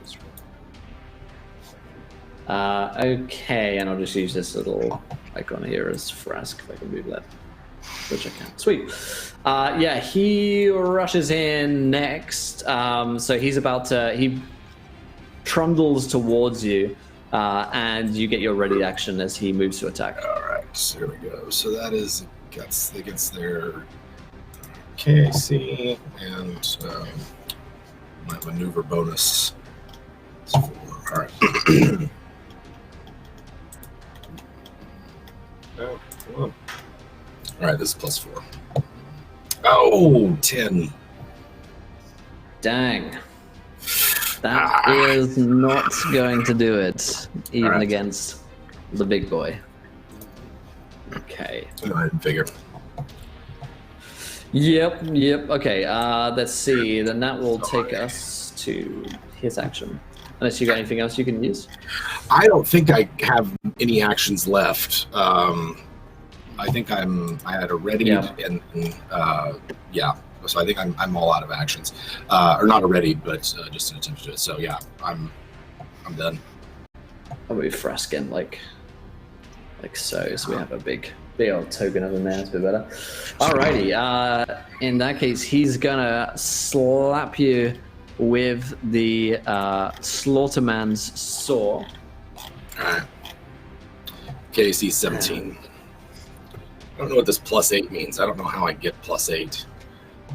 But I'll take it if I Yeah, I'm not too sure either. There are a lot of numbers in Starfinder that if you're not super familiar with, you're like, wait a minute. Maybe it's like a fighting defensively, maybe? I don't know. Yeah. Could be. I see that he has a +9 to hit. He rolled a 20. Oof. All in all. Against your KC, which does... Yeah, it is. Yeah, luckily not a crit. That would really be bad. That would be terrible. You take 12 points of damage, right. plus 1d6 bleeding, which is one point of additional bleeding, as he just begins to tear through your flesh. Okay, so I'm all right. So I've got all of my stamina's gone, and it's tucked in, and now I'm burning it to my hit points. But I've still got some hit points left. And I also have all of our medical gear, so... All right. Drassa just, like, lets out a Komodo dragon howl and fights with all her vigor. Alrighty. Sai, it is your turn. You've just about got line of sight on Big Boy. Okay, I'm gonna move, adjust where I am, but still not pop out because I want to use my swift action to do a stealth check, so I can do a trick. I'm basically doing a trick shot. So I have to do a stealth check, and then I get an extra little bit of damage if I pass the number. So my stealth check is a 23. So basically, the DC is 20 plus the target CR. CR free. Okay, so I got 23, so I hit it exactly. So Nice. I'm now going to attack. Which I'm technically attacking from stealth. I don't know. I don't know if the effects are the same in Starfinder. If you get a bonus to attack from hiding, but Might give you advantage. Yeah. Okay. Let's say that. Jim, you have advantage on it. Do what? Okay. So there's the first one. Thankfully, I do have advantage because there it is, baby. Oh boy, nat 20. There it is. That is going to be 2d6 and 2d4. As I pop a cap off, just kind of aim right at the back of his head. Solid damage. So that's 15, and that's just, I believe that's just piercing. I think it's just a regular semi-automatic pistol. So.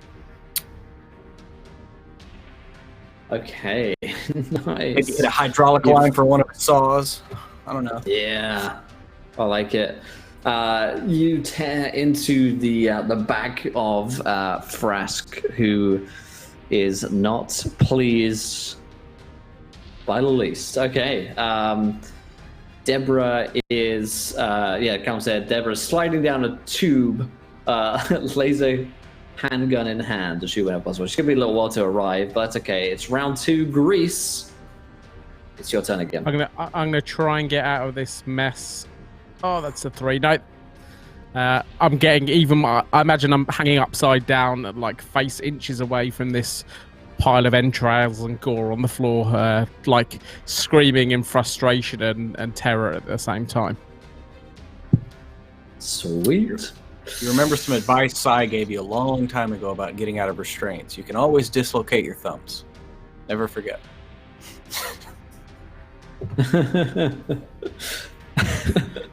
Oh boy, let's swiftly moving on. Drassa, it's your turn, and you're toe to toe with this giant. All right, so all I'm really trying to do is keep its attention on me while it continues to get shot at by my companions. So the best way to do that is to just punch it in the face. I have something called hammer fists. I'm not sure what that means. I think it just means my damage is more than... Sounds like it might be useful in a time like this. Yeah, I might look that up. I was trying to look it up in a minute. I got sidetracked, but it won't take me just a second to do it. So, but my roll is... Let's see, it's going to be a +4. Jeez, 9. Drowsy keeps attempting to fight this thing, but she misses again. It's just as well, because I don't know what Hammer Fist does yet. And I think I only get 1 attack, and that is... yeah, I think that's it. I don't think I can do anything with my move or anything like that. I don't have anything special. Dang. Alrighty. Yeah. You get a +2 to damage when you use this. It basically just means you have are you wearing heavy armor? Yes. Or power armor? Yeah, then you get to basically act like you have a battle glove on, and it's the level of your soldier level, and you get a +2 to damage when you do this. Sweet. Does it turn my damage from lethal to non-lethal? Or non-lethal to lethal? I'll look it up. Thank you. Yeah. Yeah. Cool. Okay. Swing and a miss, but that's alright, because now it is Big Boy's turn. He's going to try and slice into you again with this buzzing chainsaw. My armor class is 17 versus kinetic weapons. And just as well, because he rolled a 12 to slice into you, and it just starts whirring into the metal, and he looks in consternation and rage. This isn't meat. No, it's a force field armor. And Sai, it's your turn. That looks Okay, let's see, wait, 5, 10, 15, 20, 25, 10, 15, 20, 25, 30. Okay, so I can, so if I were to move, did not mean to grab that one. I meant to grab that one. So 30 feet takes me to like right around this corner. I still have line of sight on him, right, through the hallway? Yes, you do. Yeah. So basically, I'm just gonna, while they're distracted, I'm gonna just kick off the door and begin running, and I'm gonna try my trick attack again, just relocating, because this is what a good sniper does. Alrighty. And I'm gonna go for another stealth, and so I got a 23 on the dot again. Oh my fucking god! Yes. Pretty fucking weird. And then this is at +4. Almost 2 strange. So that's Holy 16. mackerel. So a 16 hit. His AC is 16. -2 if it's from stealth. I looked that up. So it's -2. Oh. He counts as flat-footed. Is this EAC or KAC? KAC, kinetic armor class. His KAC is 15, but you're doing it from stealth? Oh, what? Question mark? I mean, I got a 16 to hit, so I hit him. Yeah, you got 16, so yeah, anyway, yeah. So yeah, my pistol rattles off 5 whole damage as I kind of move around and just fire another shot off. How did Drasa look as I moved by? It's another reason why I was moving. I want to get a look at Drasa.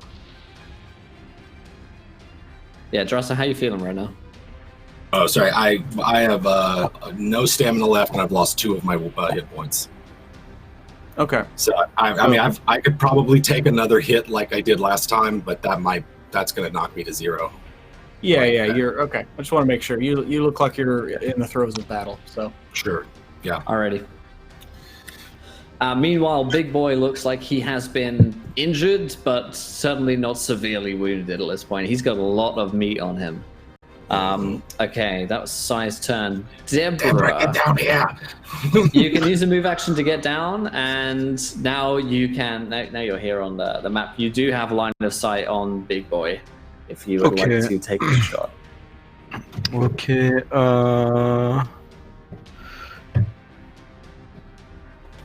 So I'm gonna do improve feint as my move action. Okay. So I will attempt a bluff check against Big Boy, and if I succeed, he will be flat-footed for his next attack. Alrighty. Okay, so that's 12 plus Where's my bluff? 18. So, 18 is good enough. Yep. Okay, 18. So Good enough flat-footed. for me. I'm not good entirely enough for sure what it means, but I think it's good.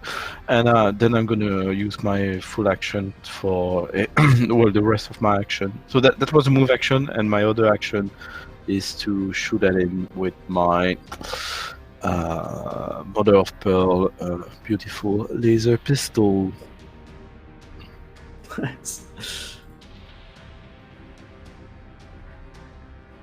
Did it work? Oops. You got it?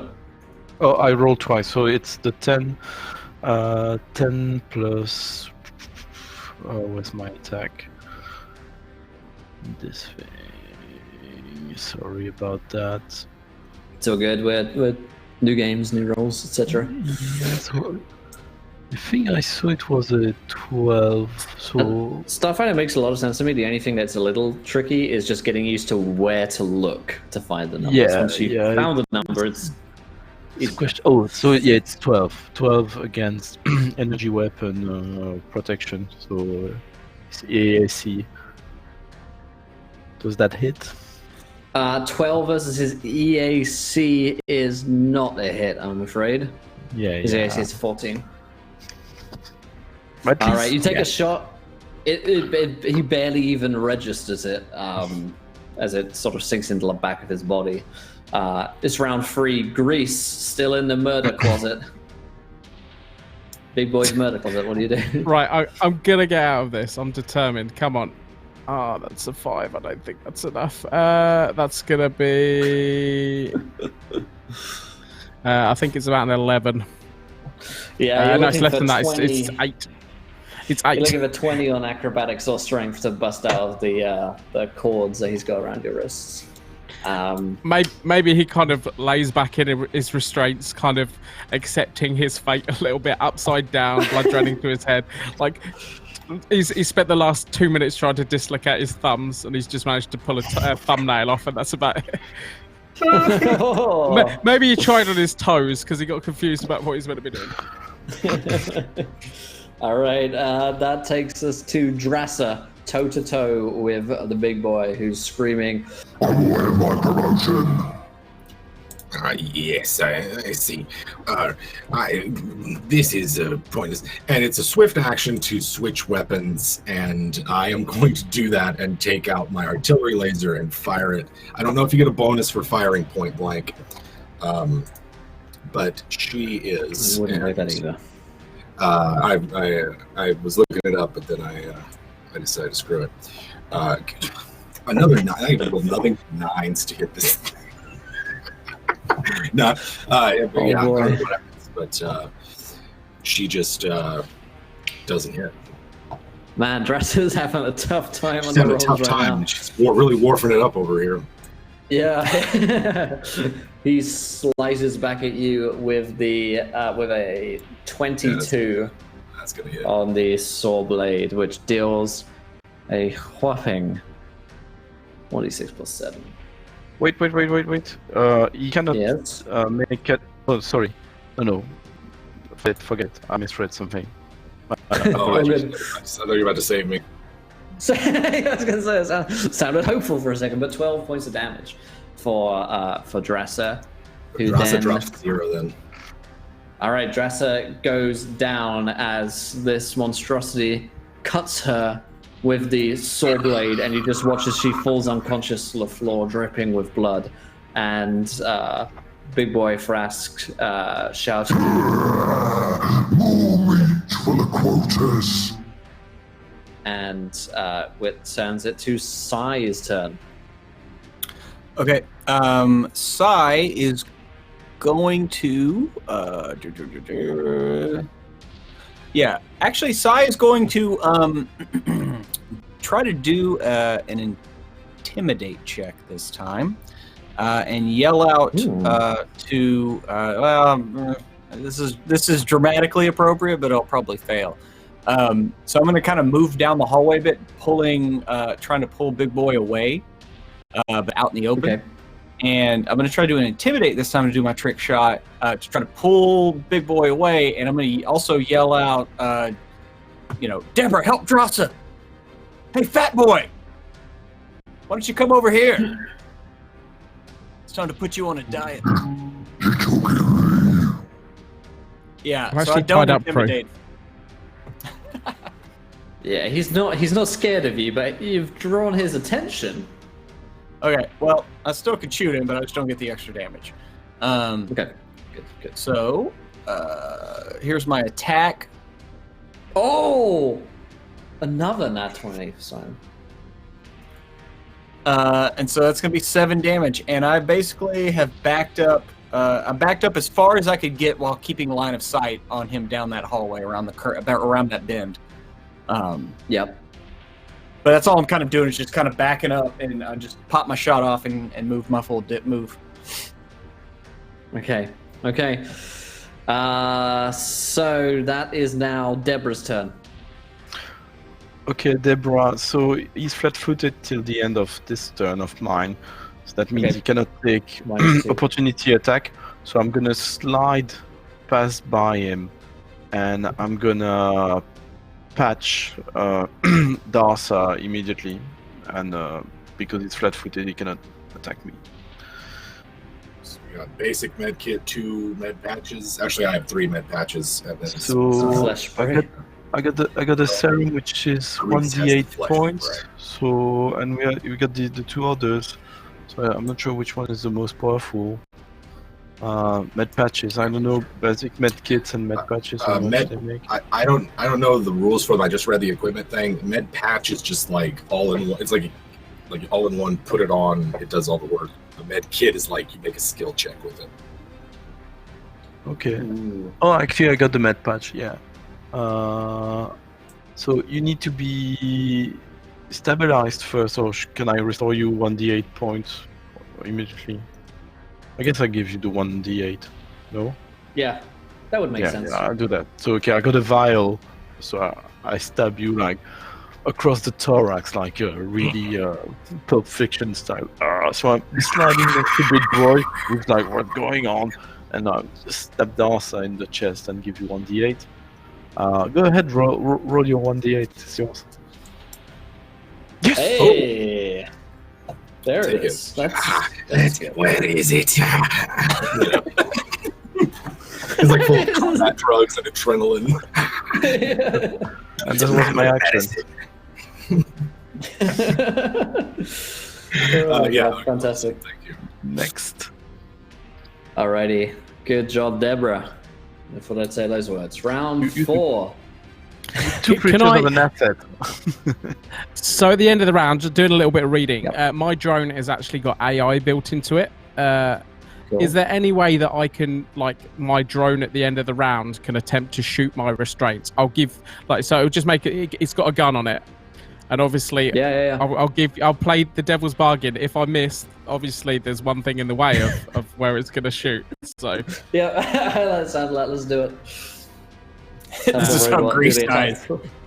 18. I think that should be a hit. I think it goes up to like a 20. Yeah. Unnatural, of You course. remove your So that- hand. You move your hands. That's up my from drone your crotch shooting, yeah. and up here instead, so it can shoot. And the little droid goes and your cords are free. You can still make a move action.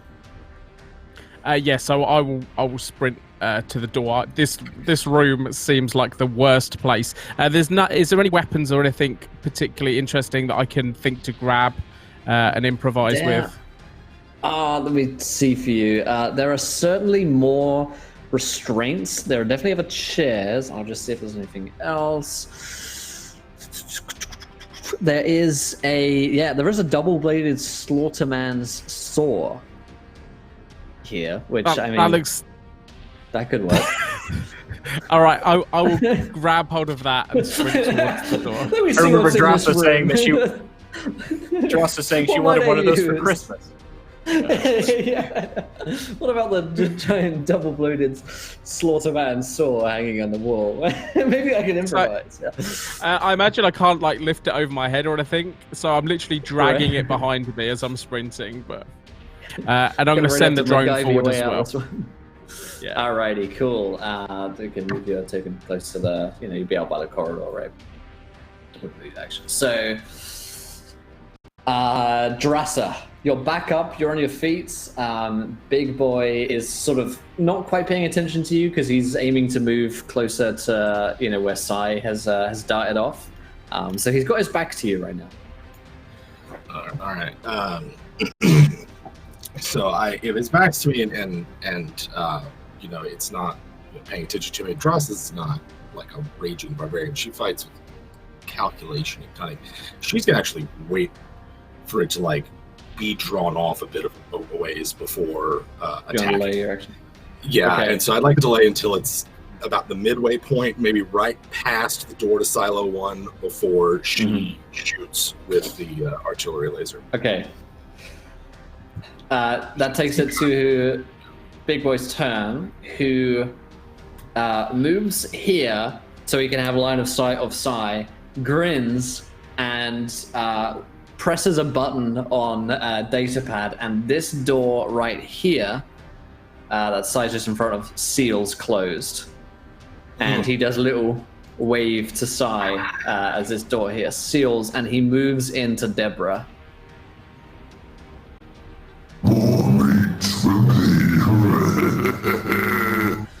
And he's going to try and attack you with his back turned to Drasser. Drasser, if you'd like to use your reaction at this point. I would, yes. There we go. Is he flanked? Do we even get that? Yeah, you'd get a flanking bonus. You're right behind him, and Drasser's, Deborah's right in front. So. All right, so there we go. I'll take the flank, given what I've been rolling. Oh, there we go. 23 to hit. That's much more like it. That's a hit. All right. Oh, God. 1 fire damage. That's not what you need, Just right? I must crank my laser for a minute. Just a moment. Charging from the last one. You've got it set on defrost. Blood soaked, whatever. Doesn't hurt. Oh no. All right, that gives us Big Boy's chance to attack Deborah with a plus 9. A 18 versus your KAC, Deborah. Just a little. Of course he hits. Just a little bit. Okay, he then spanks you for... I don't know why I decided to use that, but there you go. Just on the mind. 8 points of damage. Okay. On a scale of 1 to 10, I got 2 health points left. Okay. Starts chewing into your flesh. Yeah. Ain't feeling good. Sai. So back over to you, Sai. He seems to have control via a datapad over all of the mechanics and locks of this door. So right where you are now, this door is locked and sealed. You can try and burst your way through, or back through this way, which you also know is locked and sealed, or around this way, which isn't locked and sealed, as far as you know. So you've got a bit of a Phantom Menace situation here. So basically, the door in front of me is this door is sealed now, right? Yeah, but not not permanently. Not permanently. Okay. Well, if you were to apply pressure. Yeah. Slow blade penetrates. So, I'm gonna try to force the door for a round at least. Does it look like there's any kind of mechanism on this side of the door, to do the old sci-fi thing where I just shoot it and try to force the door or anything like that? Yeah, I'd totally let you shoot the door and try and bust it open. Well, yeah, that's what I'm gonna do. Just come up, just shoot the door, and just try to force it open. Yeah. Or shoot the pad. So what would that just be a strength check? Yeah, strength check to bust it open, I think. Cool.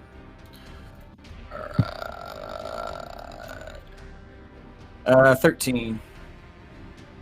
Not quite enough. Not quite enough. You're seizing on it. You can see through a tiny bit, but you can't.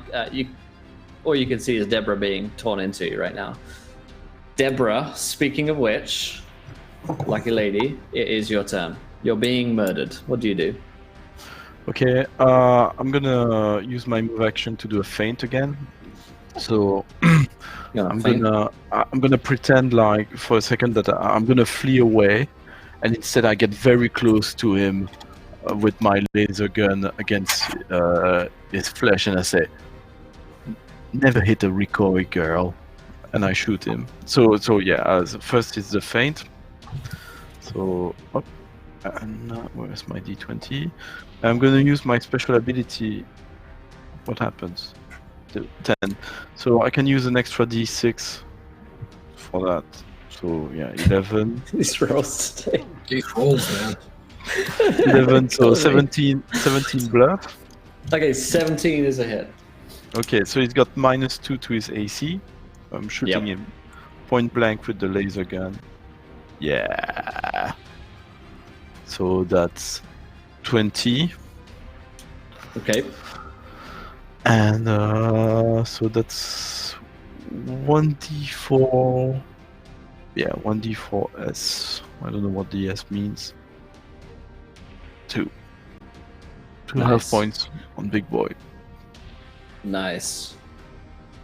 Man, this is tough. The crazy thing is as well, like I'm glad we used the Abattoir pre-gens because it seems like they have a whole lot less equipment and for the setting, for the vibe, so it feels like a survival horror. Because this guy's like a sack of meat, and you guys are like slowly chewing through him. Is he unaffected? That was an unpleasant image, wasn't it? Is he unaffected by like the door to the vacuum tube being open? Like, does he not? I mean, he's like far enough away where he wouldn't need. He's not being like sucked up it or anything. I meant like if it was like the air was getting thin or something like that, but I didn't. Or just the zero G of it. I didn't know. Yeah. Okay, that was Deborah's turn, which takes us to the greasiest man amongst all of us, Gareth, who's playing Grease. Okay, I'm gonna get. So I guess I can get into this corridor behind Drasser. Is this door open? Yes. So like I'm dragging this enormous meat-cleaving sword behind me, and then with my other arm outstretched, turned to the side, John Woo style. I'm going to start popping rounds off with my weapon. All right. He's still got -2 to his AC. Noted. Cool. Noted. That's gotta be a hit. So yeah, that's going to be like a 15 versus his AC. Which is now lowered, so that's a hit. Awesome. Yeah, 50. So that's going to be my D6. 6 points of piercing damage. That's more like it. He is now bloodied. Perfect. Yeah, so this drone is kind of... This drone is buzzing around my head. That moves forward as well, so that's going to be able to shoot it in next time. And then, like, if I catch Drasser's eye, I'm going to look down at this enormous sword. In fact, I probably can't shove it along the floor a little bit, but yeah, I'll pass the attempt. I just realized what this guy is. This is Outlast, and this is a boss on a level of Outlast. And that can take you, he's... All right, cool. That's Grease's turn. Moving along, pops up a shot, great hit. Drasser, still attacking from behind, outflanking Big Boy Frask, who's murdering Deborah. So am I in a position to swap the laser for the chainsaw blade? Yeah, I'd say you could do that as like a swift action to change your weapon. Okay. Yeah, she's just gonna like drop the laser and grab the thing. I don't know. She's assuming there's a thumb switch somewhere, but she might just hack at it without even turning it on. I'm proficient in advanced melee weapons. So yeah, this is one of them. Yeah. Okay. All right. And my to hit is actually better as well, so that's nice. Nice. And here, boom. That's There we really go. good because on a Slaughterman saw it does ×2 damage, Nice. Yeah, I was gonna say On the what's its which is a D6 plus I guess your strength mod in this game as well. It's +7 on this, but I think that's factoring in his stats. okay. Okay. So don't crits already do? So he does an extra D6. Yes, it does an extra D6 of bleeding as well. Yep. Oh, sweet. All right. So damage on it is going to be 12, I like it. and then bleed is 5. And she just, I mean, it feels like big, and she Nice. can like, use it to like. Yeah, you tear into him, and you just like rip off a huge slice of his back, exposing the vertebrae and spine underneath as you tear away, blood spattering up into your face. Deborah's and Big Boy, who screams out in agony. Still standing on his very last legs, Big Boy turns to try and take out his attacker, his assailant, fixing his gaze on Dresser. Yeah.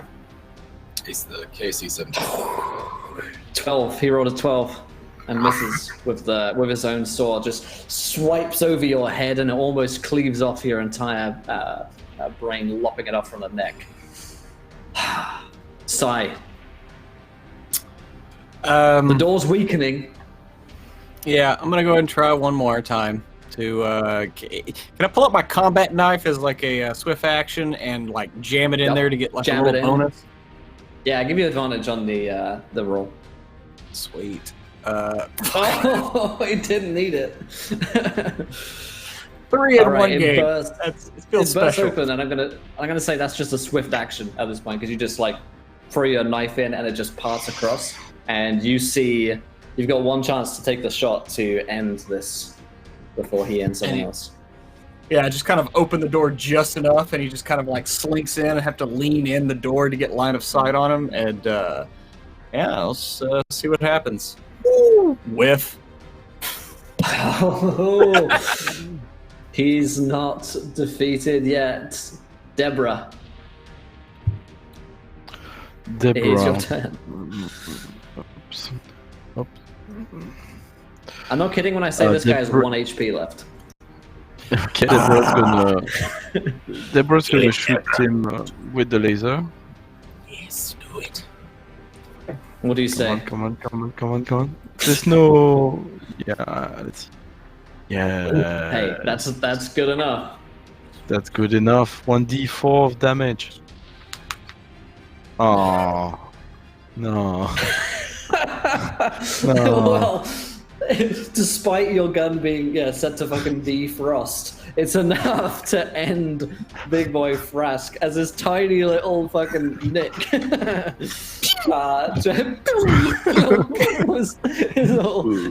There's barely any recoil, just as little.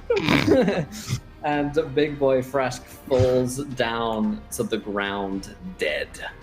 No overkill, just enough. Very good, Deborah. Very good. It's a perfect amount of damage. Perfect. I'm covered with blood. Yes. Trying to arrange myself. Yeah, you guys are head to toe. Dresser is bleeding from wounds, but it's tough to tell because there's so much blood over her. Big Boy I'm Frask is covered in just a blood, but hunk none of meat. it is mine because I've just Yeah. crawled through a room. Sai a room walks of up, meat. just spotless. Right. Very good, Sai. Very good. I Now, would correct- zero in. Oh, sorry, go ahead. I was going to say, correct me if I'm wrong, but did he not say he was wanting a promotion from management? Yes. He said a lot of things. He said someone up there, a lady was in charge, but he's killed a lot of people, and he's doing it to please somebody. This might give us a little bit of information. And I whip up his data pad, like smear his entrails off it, and try and start tapping in and finding some data either about him or seeing if I can control the doors the same way he was. Okay. You find a letter addressed to one Mr. Manich from Frask, which reads, "I said it before a bunch of times, but don't think I'll ever stop being sorry for not going on break like you told me to. I got tired and caused a terrible accident. I tried too hard sometimes, and because of that, I slipped, and my coworker lost her pinky. I've had months to learn from my mistakes and to think about how I failed you, her, and Hunger Incorporated too. I hope you can see your way to trying me again for assistant loading dock manager. I need a better life, and got to get that promotion I deserve. If you give me a chance, I promise to be the best worker you ever seen. Thanks for your time, Bargus Frask." And what was the name of the guy that was 2? Is that the name of the security badge that we have? I think you do have Mr. Manich's... Yeah, so that would make sense that we've got his decapitated head. Yeah. Well, it appears this fellow worked here. Was this, like, if we look at the stuff that he like the swords and stuff, like, does this look like he's done it himself? No. In fact, his saw blade is one that would be used in the carving up of meat on this place. So clearly, he's repurposed it and gone mad. But has he done it himself? Does this look, or does it look like someone else has retrofitted him with it? No. He looks like. First of all, the weapons aren't like welded to his hands or anything. He was just holding them with a meaty grip. So it looks like he picked those up and just started, going to town. Lost his mind. But he did mention a woman who was upstairs that he seemed to also want to be pleasing. Mr. Manage is dead long ago. You found him in the bathroom. Well, I mean, what did you see up there? Was there anything? We didn't. We barely got up to. I need to know something. Like, if I hadn't have called you, were you going to come back for me? Deborah thought you were doing something sexual. Of course, we would have come back for you. Of course, you're an important asset to this team. You bring skills which you don't have. Yeah, of course, we were on our way. We were looking for you when we got your call. Yes. We were looking for the dirty little pervert, I believe, as Deborah called you. She seems obsessed. Sorry, Deborah. Listen, I've gone off you anyway. I'll scrape some of this hideous blood off me. I think about going to the bathroom to wash it off me, but then realise the horrific fucking sights that I saw in there. Yeah, you'd be dirtier. Yeah. More on you later. I think there's another bathroom. I mean, let's just go upstairs. Yes, back to the control room. And I'll take this tablet with me if I can. I'm going to take one of those saw blade swords. Yes, he can. You can control these doors with his data pad. So. Yeah, this is basically just a pad which controls. He must have hacked into it long ago and just used it to control all of the doors. You two can control all of the doors down here as well now, but it seems isolated to just the docking bay. Can I see the cameras? Yeah. I could look through the cameras. Is there anything else moving around down here? No. Is there anything that piques my interest that I can see through these cameras? Honestly, you've explored almost all of the docking bay except for down bottom left question mark. It's fancy grounds. There it is. Yeah, whatever that room is with the puddle. Yeah, you got you got a shower room in here. Well, this is once a shower room, and then down here looks like where Frask maybe has been living, aside from the room, the murder closet. They both look empty for people. A quick scan looks like there's nothing too much there. I'm gonna take advantage of the shower to clean my vac suit. Okay. Let's see what's in the showers. Yeah, I mean, the showers may not be safe, seeing as there's a lot of electricity coursing through them. You would be careful, unless you would try and shut off the power somehow. Maybe there's a way to do it. All in all, it looks like too much effort. No, I move to go toward them when I see the state of the room, and I follow back the rest of the group, looking kind of sad. You come back somewhat bedraggled, and the datapad that you picked up, Grease, starts sort of bleeping, and there's a call coming through. I'll swipe right to answer. Hello. It was a swipe left. You lose. No. Okay. Oh, thank you. Straight to voicemail. Straight to voicemail. No, you hear a female voice, sort of comforting. Frask, are you there? Frask is indisposed at the moment. Who could I say is calling?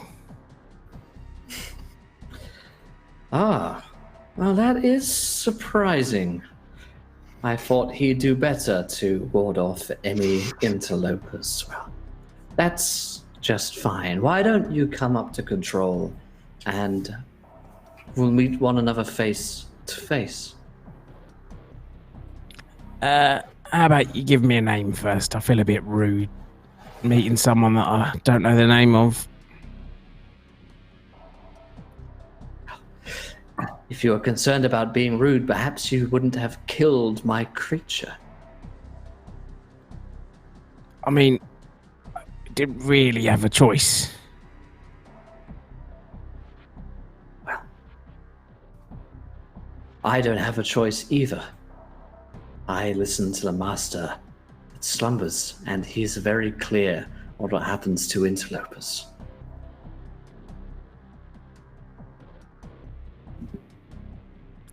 Go on.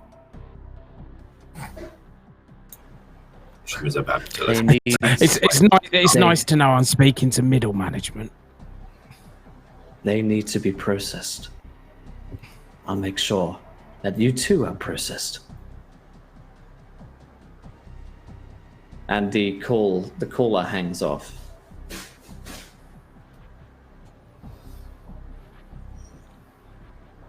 This day didn't get any better.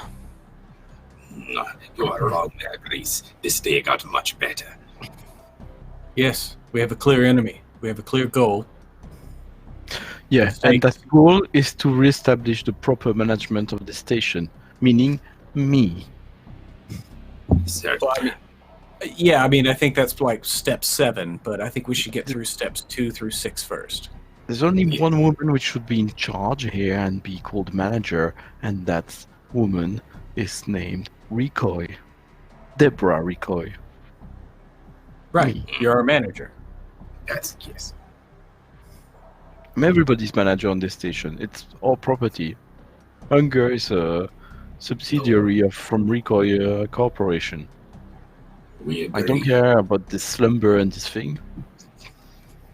Yeah, let's go. Get me up to the cube. Get me to the control room, and I'll get you some more power over this place. Until then, we're just mice in a maze. I think going to control now would be a bad idea. It's what she wants. Perhaps we make a distraction elsewhere and draw them out. Then you can get in. I've called through 7 yards of blood and filth. I mean, Yes, go on. it's not going to be the worst thing that happened to me. No. You still have all your digits.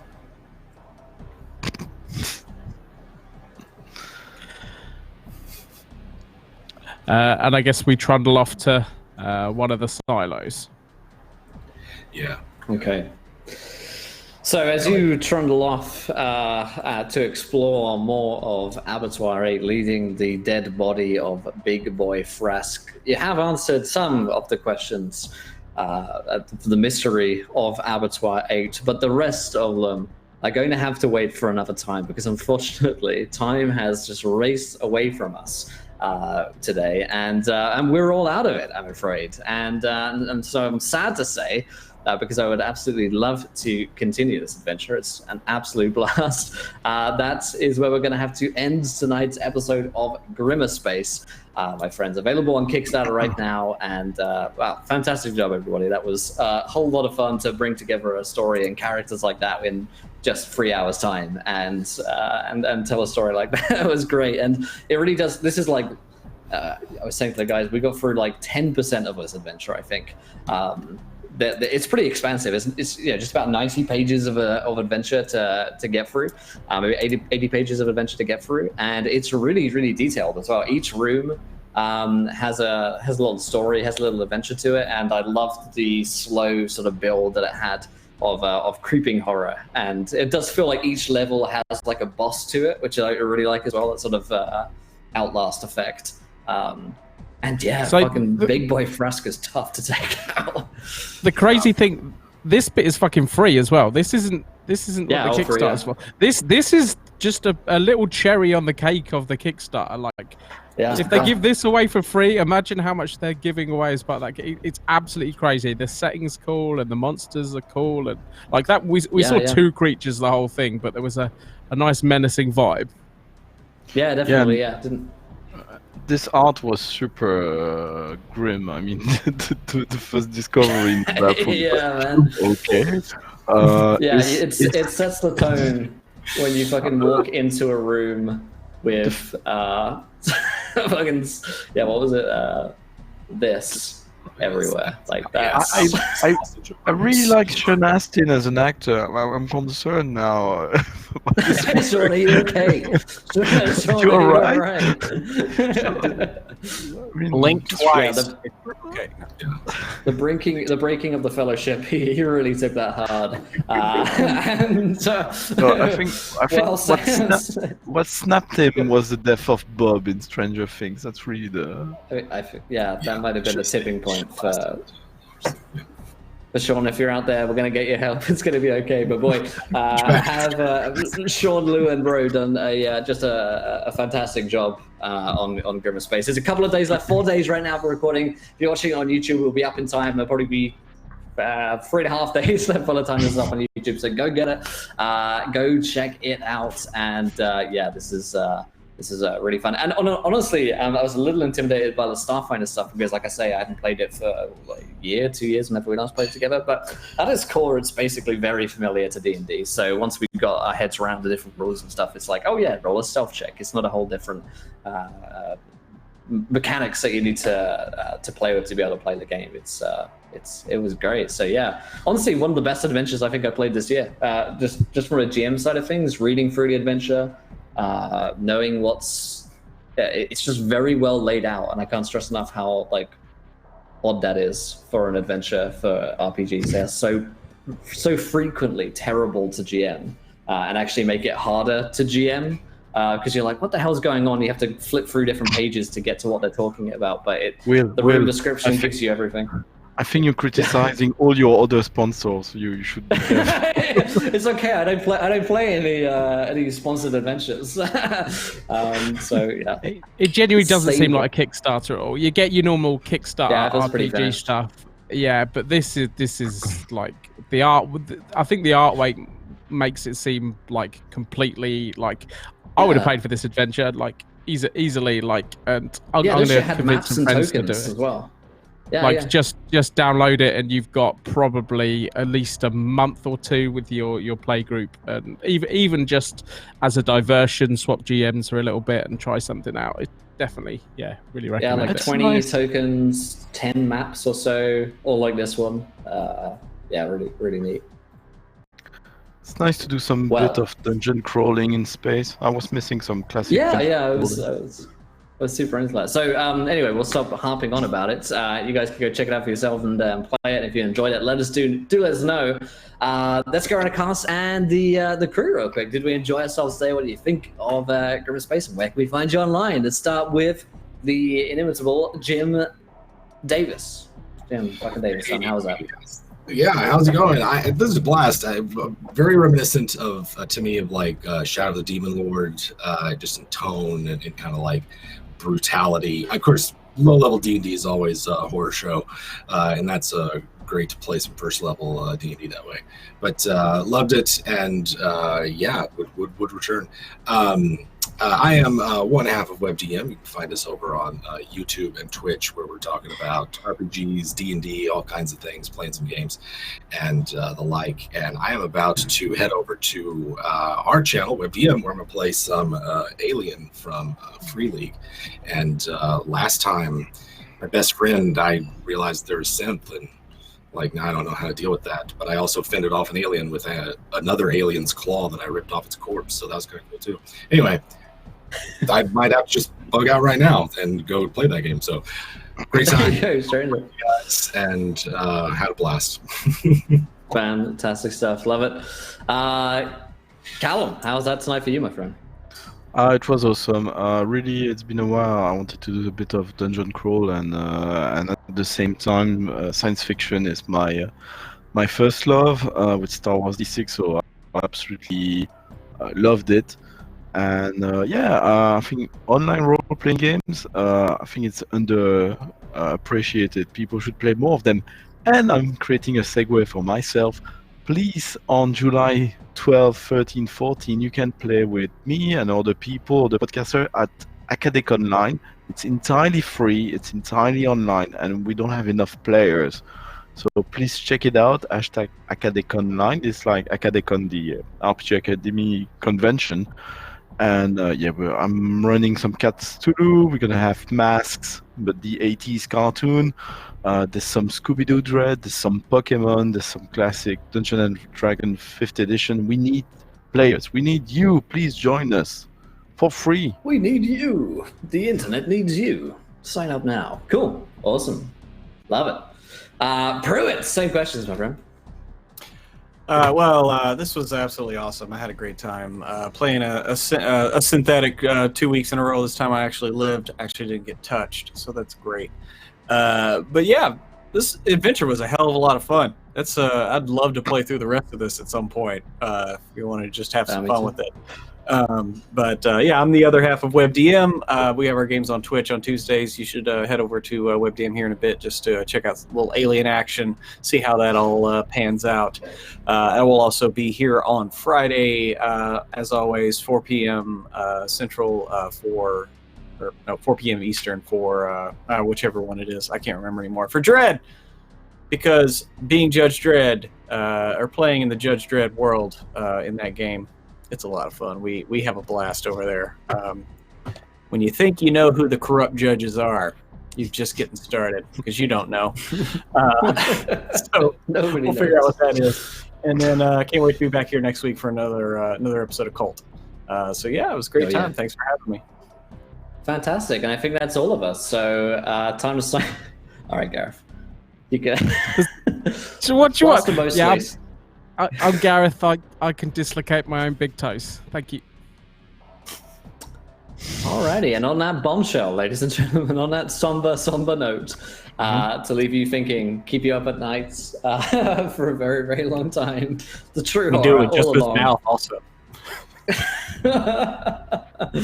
Oh boy! Until next time, my friends. We're gonna be back. Goodness, what is it tomorrow? Thursday. No, so many things. Thursday. 5 p.m. Eastern, Deck of Many Worlds here. You guys can join in and come and play with us. Jump into the Discord if you want to start to come and play.